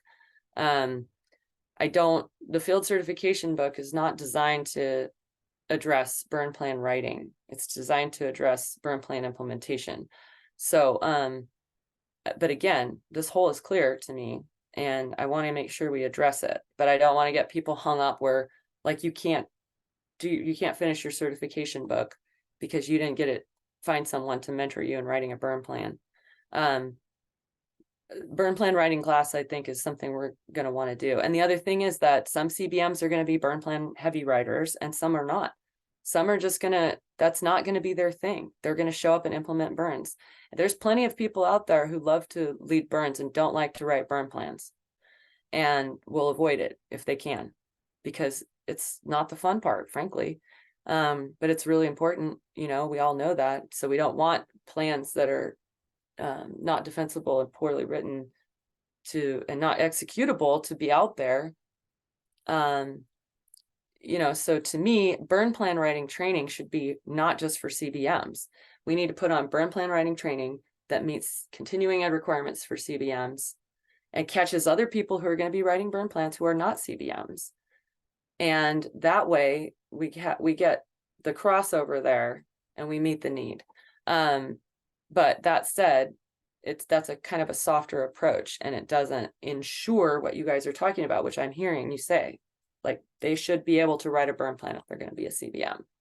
So yeah, if that's the case, then how do we make sure that happens? And I get where you're going, John, but I don't think that's fair to them to say, oh, here's your seal filled certification book, and by the way, you needed to have prepared a burn plan already, even though you didn't do that in your training. Can I jump in real quick? Yeah. So if I was a CBM with a trainee underneath of me, it says right there, prepare or review a prescribed burn plan. So if they could in the field on a burn day and they have a burn plan in front of them that they are going to implement this burn plan, they should be able to sit there within 5-10 minutes, review that burn plan with me and be able to effectively go through it and say, here's the things. And that's what I would be looking at, is like a line in the certification book saying they can effectively describe the actions within the burn plan to implement those the day of the burn. That doesn't mean that they have to prepare that burn plan. Ultimately, if they had their name on the bottom of the burn plan, that would be fantastic. Then you'd know that they understand the ins and outs of it. But if they can effectively review that, knowing the ins and outs of it, I think that's where you could just do a line item that they've demonstrated that they could effectively describe what's within the burn plan to effectively implement the day of the burn. Yeah, agreed. And that's the way the rules are written. That's the way it's designed. And I think the thing I missed was review burn plan prior to implementation as the first order of business in the task or in the field certification book. So I'm adding that for sure. And we made it prepare or review by design for a reason, because we want folks to be able to do what John described, which is pick out the red flags, know what's supposed to be there, know what's not supposed to be there, all those things. But the actual sitting down and writing them themselves is something that we recognize as meeting that need at the highest level, but we had to make an alternative, which is what you're talking about with the review. And I think it comes down to, what's the best way to learn how to review? Is it by reviewing and looking and learning, or is it by writing it yourself? And, part of what we found with the NWCG side of training, looking at this stuff, was that we weren't necessarily getting a better product out of people taking burn plan writing. We had folks spending an entire week in burn plan writing classes and then doing the implementation side, and the class got put back together in part because they were getting too separated. And so that's why, to become a type 2 burn boss, you do not have to write a burn plan. It's not required. And so I resist requiring more of CBMs than what is required by NWCG of type 2 burn bosses. But that said, I think we need to elevate, as we've talked about here, the need to learn how to do that somehow.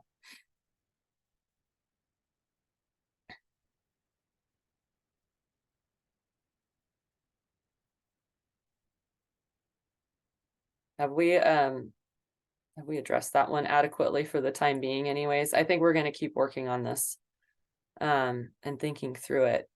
but it's clear that it's an element that we need to continue to look at. In the interest of time, I'm going to keep moving through the rest of this. Nothing else in the prohibited activities or limitations were issues. Same with the required and prohibited actions. I didn't think any of those were issues. John. So one of the challenge, and I've chatted with you about this before, but one of the challenges in my mind is what qualifies as a landowner's bona fide attempt to contact adjacent landowners. Oh yeah. Maybe it doesn't need to be spelled out in here, but someplace we need to be able to help people understand what that means so they don't kind of get in trouble, right? So, somebody with a small acreages, no problem. You notify your adjacent landowners, lots of different ways to do that. If Justina Resources or Starker Forests or OSU on the McDonald Dunn has hundreds of adjacent resources, many of whom are so far away that they'll never even see the smoke or know that the burn is happening. How do we, what's the right way to do that, right? So right now on the McDonald Dunn, we don't notify every single landowner every time there's a forestry operation out there. There's a Facebook page, there's the website, there's signs that are posted, all the public trailheads, all that kind of stuff. That's the way that people are notified.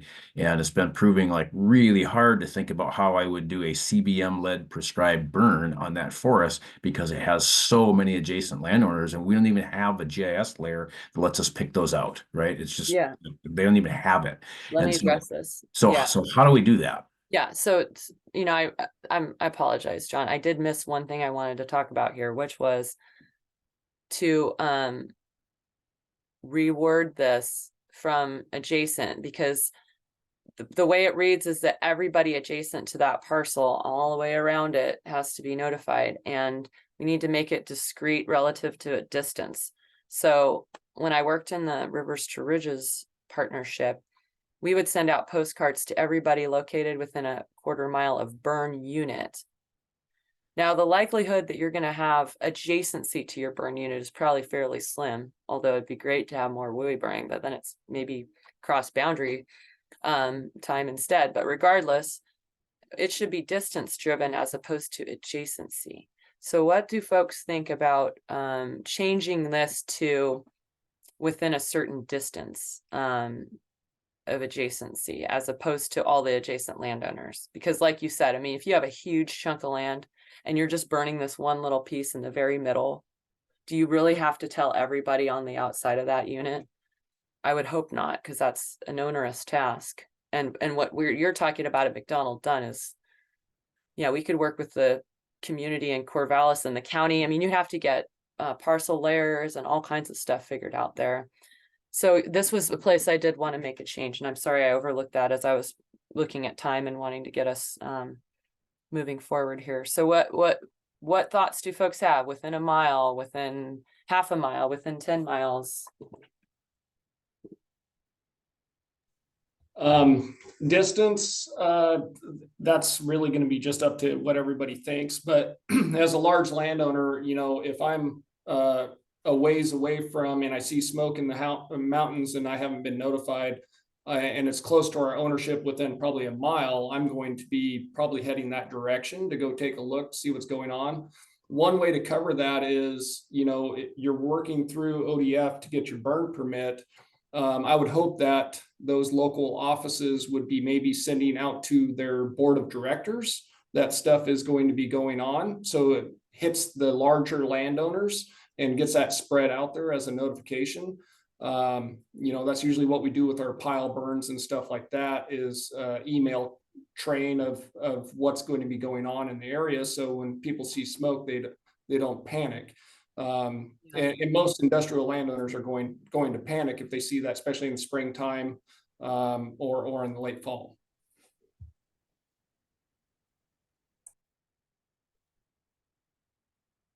Is there any potential for ODF notification of operations process to be able to notify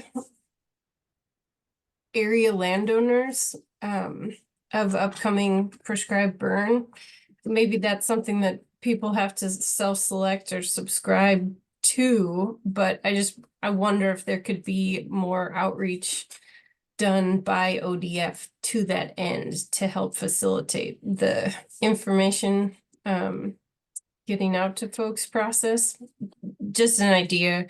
I also think in working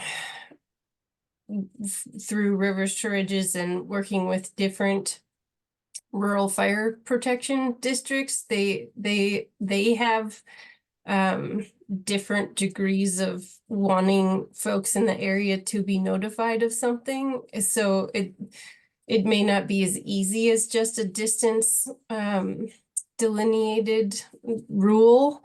It may be something that's deserving of an entire class offering also of how to effectively do outreach about these burns and reach community consensus about how people are getting the information and being aware of what's happening.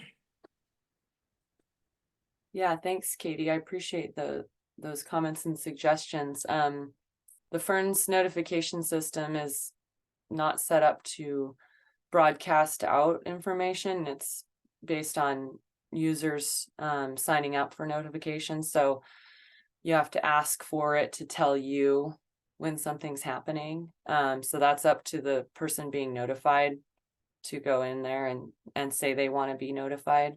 I want to be sensitive to ODF's capacity to take on additional work, including doing notifications. So I can't volunteer myself for that, and I can't volunteer other staff for that. But I can say that if there was coordination with the rural departments that you spoke of that needed to occur within ODF protection, then we can work on that maybe, because that's a relationship between a fire response entity within our protection, because you're talking about rural departments, but this is all ODF protected land, but there are places where there's some co-op type work happening. And so that's a place where I could say that ODF would certainly want to step up and help coordinate and interact with the rural departments to that end. Yeah, I'll just add, for example's sake, one of the burns we led last year was an overlap of rural fire protection district jurisdiction and ODF jurisdiction, and the rural fire chief requested of us to go door to door to all the adjacent neighbors day of to let them know of the burn. So that was like a high level of effort needed on that one. In addition, putting social media descriptions together for them to send out, in addition to our other efforts to send postcards out to all those folks and post flyers at local stores and places where people gather and what have you. So yeah, I hear that. And I think it's kind of a special case, but it's also one that needs to be tended and may come up more as the program expands and we have more opportunities to burn in places where it hasn't been happening as much, and I think that's where this kind of need comes up, is where, that they're not used to seeing smoke in the air and the times of year that it's coming out and that sort of thing. And, I've done my fair share of door-to-door work on the burn day or day after, or not day after, day of, and it does sink your time and you end up wanting to have someone dedicated to that and such. So I'm going to let other folks chime in here. John, you had your hand up first. Yeah, so I would like to see like the statutory requirement be something that's clearly defined and manageable to achieve, right? So for instance, that the requirement is to make a bona fide attempt to notify adjacent landowners about within 1/4 mile of the burn unit, right? So something like that, right? So that's the statutory requirement, and that's different than the best practices. So the best practices is I'm absolutely going to make sure that my rural fire department knows. I'm going to make sure that I am following any requirements that they have, that kind of stuff, right? But what I am concerned about is like getting into the situation where the only way that you can meet this requirement is to have, access to tax slot layers and information that's can be kind of challenging to get, right? And so I'm trying to like get it down. Adjacent landowners should know that you're burning if they're within X distance. And then beyond that, it's best practice to do extra to do these different things, but that best practice may vary depending on the situation. Okay, I hear you, Kenny. Yeah, so on this line, I was looking at it, trying to think of the right wording, and it says make a bona fide effort to notify all adjacent landowners. That may not be, they might not be able to do that, all of that either, but you make a bona fide effort. The other thing you could maybe add in there is bona fide effort to get your adjacent landowners notified, and then possible other affected landowners.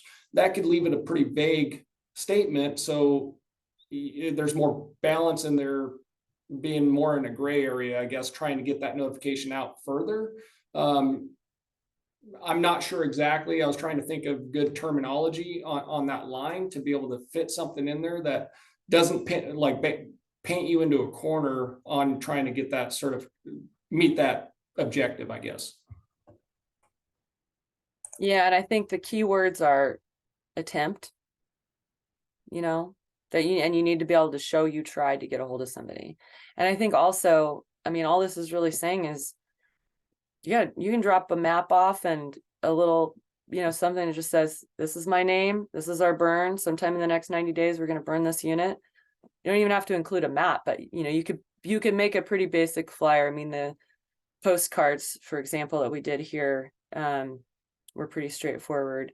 But I think we need to be clear, and I'm gonna come bring this back to Tim and Stacy. Stacy's here obviously, but we'll vet this a little bit and talk about it more and see what we can come up with as an alternative. But noted that John and the MAC done, and then a couple of these larger industrial landowners who have came back to me with this have said, whoa, this is a lot. Do we really have to do all this? And I'm like, you're right. But on the other side, what you're talking about, Kenny, which is if you see a smoke a mile away, you're going to go check it out if it's at the right time of year and it's threatening your resources. So we want to avoid both unnecessary amounts of communication, although I'm never sure there's too much about prescribed fire because getting the word out is always good. But on the other side, it's not enough. And we need to find that sweet spot. Right now, it's just too vague. And it could lead to more than necessary. So we'll fix that and work on it. And I appreciate everyone's feedback. Here's our CBMAC. We've got our charter finalized, and I sent that to you guys. So if y'all see anything in there, as I said, we can still make changes to it. But as of right now, it's considered final. And we're going to have I think we might even have some committee members already up for moving on and having someone else come in because of the timing. We made it staggered, so we'll have to address that after this meeting too. And then there's the training provider, which we already talked about, the requirement for experience. So I'm not going to go back over that. Again, if you guys decide you want to review this and you have anything else to provide, let me know. Otherwise, shouldn't be anything more here. Let's see. I'm going to stop sharing for a second and just make sure nobody has anything else before I shift over to the next topic, since we're actually starting to run out of time. Actually, we're not quite that bad. We've got a few more minutes on the rule revisions. How are you guys feeling about that? Anything else we need to address there? All right. So the next order of business is, yeah, I think we probably already talked about the past and future course deliveries, but I'll just reiterate that we've had 2 deliveries so far. We got one coming up this week and then another one in the fall. And I'm not sure there's going to be anything else between the spring and the fall. Mike Beasley, who's the other person who's now versed in this and has done it is in Arkansas until sometime midsummer. So he's not going to be delivering anything here between now and then. And we'll see who else we end up getting certified. I think most of the other folks are kind of waiting for OSU's curriculum to be rolled out for reasons, as John noted, that it's a lot of work to put all that stuff together.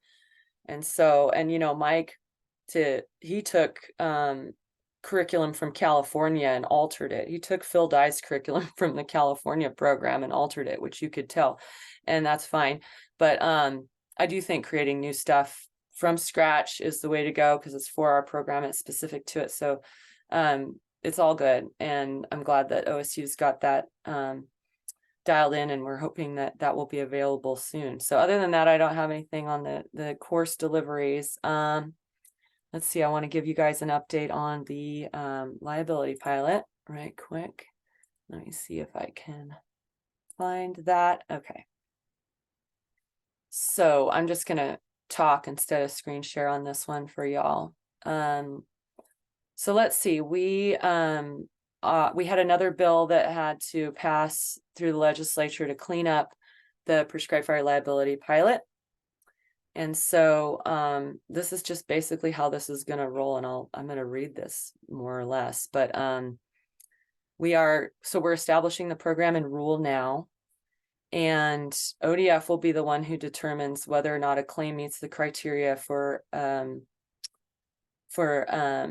investigation report, or by providing an investigation report. So the Department of Consumer and Business Services is in charge of the money, and ODF is in charge of investigating and determining whether or not someone can make a claim from this fund.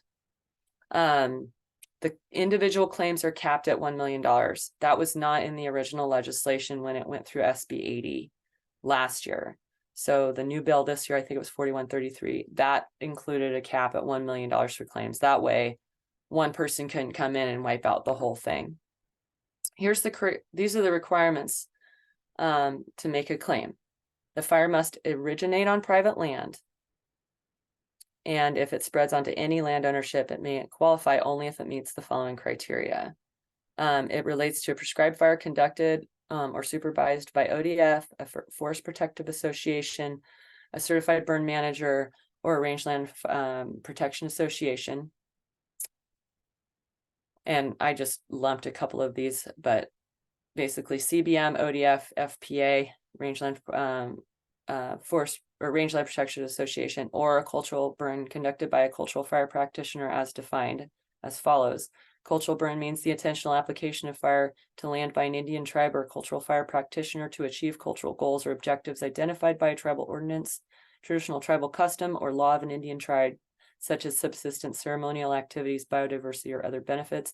Cultural fire practitioner is the person associated with an Indian tribe with experience in burning to meet cultural goals or objectives, including subsistence, ceremonial activities, biodiversity, or other benefits.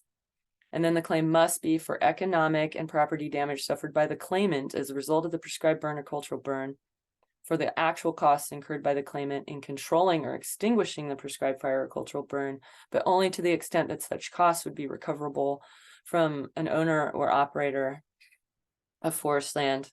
And then the claimant was not willful, malicious, or negligent in the origin or subsequent spread of the prescribed fire or cultural burn. I want to be really clear here with that language, that folks might think that means gross negligence, and it's just shy of that, actually, even though it uses those terms. So essentially, though, you have to show that someone was malicious, they had willfulness, their intent was bad. Gross negligence, it's really about the willful intent to cause failure, and it doesn't really say that exactly. So I just say that because I know folks are going to go, oh, look, this means gross negligence, and we don't want to go there. I mean, I'm not saying we don't want to go down that path, but I'm just saying we don't want folks thinking that's what is at play here. This didn't change the liability standard in Oregon. We're still simple negligence. All right. So that's my quick briefing on that. Does anyone have questions? Oh, and we're in the process of recruiting and filling a wildfire investigator position as associated with the program, which we need anyway. So hopefully they never, because our CBM program is good and the fire practitioners are operating with good intent and legal authority, we don't use that pilot. And it just sits there and there's never an investigation of a prescribed burn under these programs. But the reality is, if that happens, we need someone assigned to go investigate that doesn't tap into ODF resources. So that investigator will be used for other purposes, mainly investigating our existing wildfires. You want to authorize me to create training opportunities for the investigator? That John, sounds like a great job. no, No? I tried. nope, you got to keep us all in. We're trying to keep this program in good standing. And that's what we're going to continue to do. What else on the liability pilot? I got a question on the liability pilot. So, certified burn manager is out and they conduct a burn, fire spreads. They didn't do anything wrong, just conditions, whatever. And it spreads onto another landowner, small private or industrial. Now, is what's going to help with industrial lands that may be affected by loss of timber or reprod, or is it just for the firefighting efforts to contain that? How's that going to work? I might have missed it when you were explaining, but I just want to clarify. Yeah, so it means that, so I'll just give an example. Say, I'm burning on my family's land and it's adjacent to Justina's land. And my fire gets on Justina's land and it burns up, $1 million worth of timber. That's where you can come and claim for that damage and loss. And if it meets the criteria, then we pull out of that fund and reimburse for that loss. Similarly, suppression costs, which that is so important that this includes suppression liability, because that is, kind of the thing that we're not trying to give up our ability to recover costs for that sort of thing here within ODF, got to keep those tools. But how do you make sure that when someone is operating within the scope of these programs that they're protected still? So that provides the protection from the suppression liability, even though the statute associated with CBM does not. Okay. The statute associated with CBM only protects from civil damages in a limited fashion. Gotcha. Okay, thank you. Mm-hmm. I've got a way out there scenario, Amanda, and if you want to follow up on this after, maybe that might be a better scenario. But the piece about the fire must originate on private lands, I get the intent. We're like, these are private citizens or organizations that are leading burns as burn managers, etc. What if you have a certified burn manager doing a cross-boundary burn with a federal agency? The burn, sorry, this is out there, technically escapes off of the private piece onto another private landowner. Is that not eligible because it included federal land as well? That gets into a whole nother realm of the federal interactions with what we have going on here. And I wish I could answer that. Definitely I'm going to follow up with you on that. Probably. Yeah, also I have a very specific scenario in mind as well, Amanda. So if you want to follow up after this, that would be great.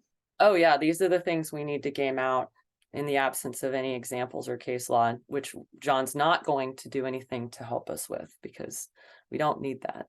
Some people want to see what happens in the court of law with this stuff. My goal is to do good risk management and keep us out of that space. So hopefully the liability fund doesn't get used and none of these things happen. But it's important to be preoccupied with that kind of failure because that's what you do in this line of work in order to prevent those things. Okay, anything else on the liability? Oh yeah, go ahead, Kenny. It's sort of slipping my mind right now, but so this is only within the liability is only going to be within ODF protection burns that are going on, or is it going to be stuff outside the ODF protection? No, it is because it's RFPA, so it's basically cultural burn anywhere. Okay. Rangeland protection associations, forest protection associations, and then ODF protected land. So So it could be something. CBM only applies to ODF protected land. So from within that, when you're doing it as a CBM, then it applies to that space. But if you're within the program, within the liability pilot's scope, can be outside of ODF protection. I know that's confusing, but if you're doing this as a CBM, just focus on the ODF protected land, because that's the only place this applies to you. If you're looking at this from an RFPA or FPA or cultural fire standpoint, then those are the spaces that you are looking at it from.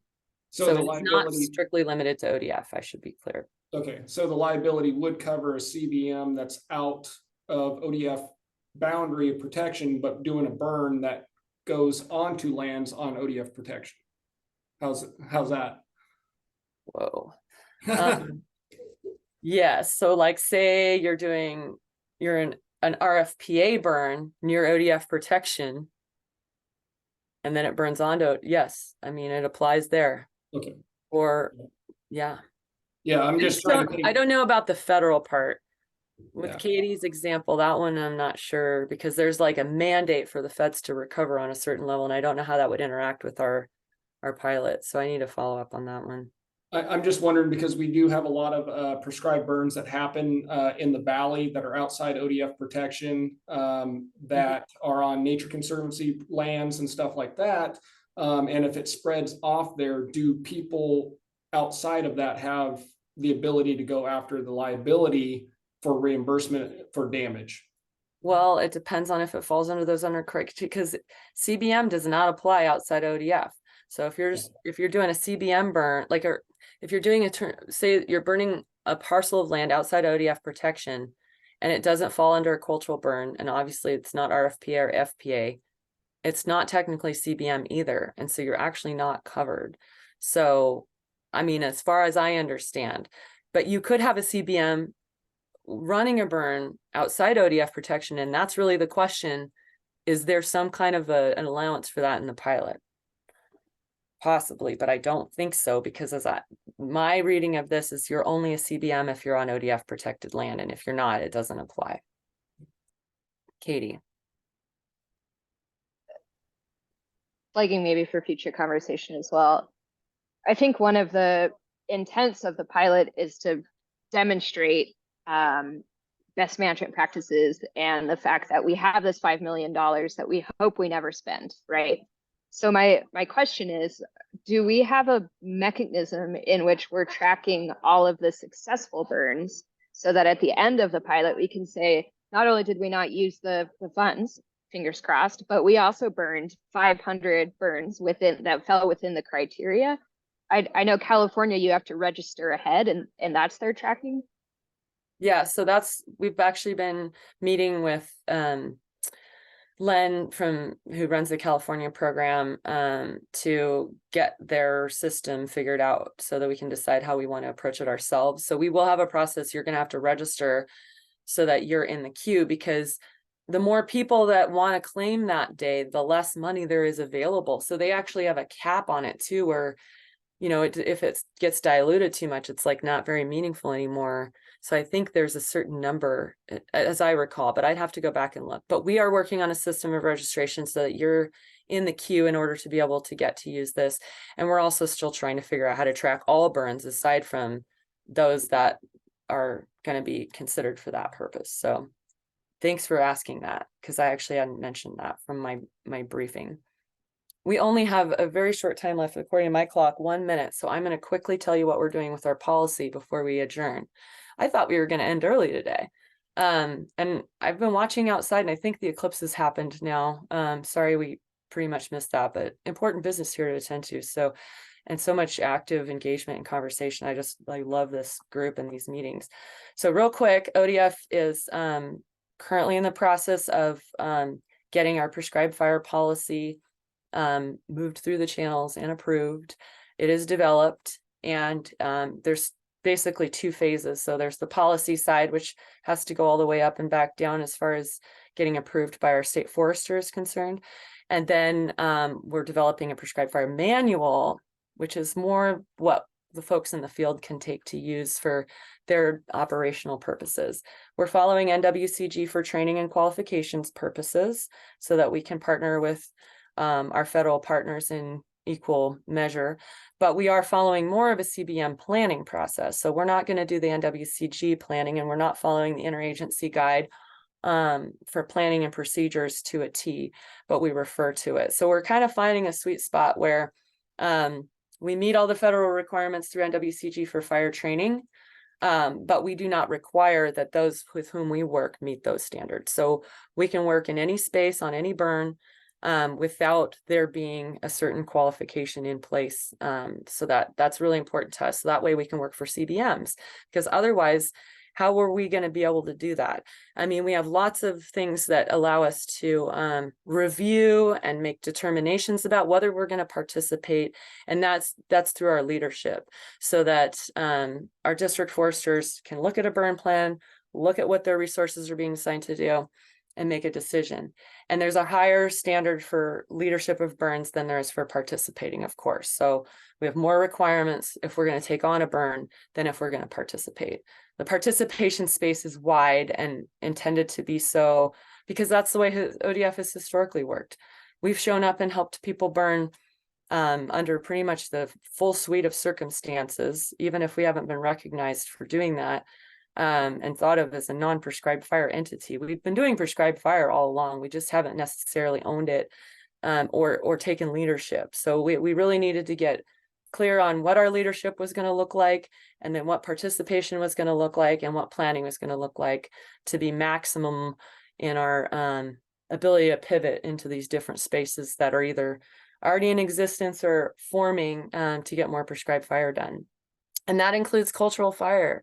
So, you know, I'm still learning about ODF, and about a year ago, or a little less than a year ago, on my own time with Day and Leslie New here, we went up and did a cultural burn with the Grand Ronde. And I just thought, well, this is on my own time, you know, and I've got my kid with me, you know, and this isn't really official.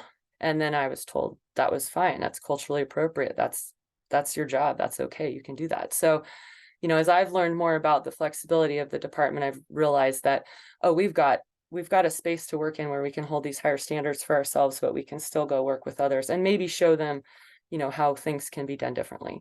I'm not going to walk through all this policy with you. I just wanted to give you an idea of where it's at. I will share out our manual when it's ready, because that's going to be where the fun stuff is, and also our policy. I'll show you guys that when we have made it official. I'll probably just send it to this group. So with that, is there anything else that we need to cover here? We're pretty much over and need to end at this point, but if there are any parting thoughts before we say goodbye, I'll open it up for that.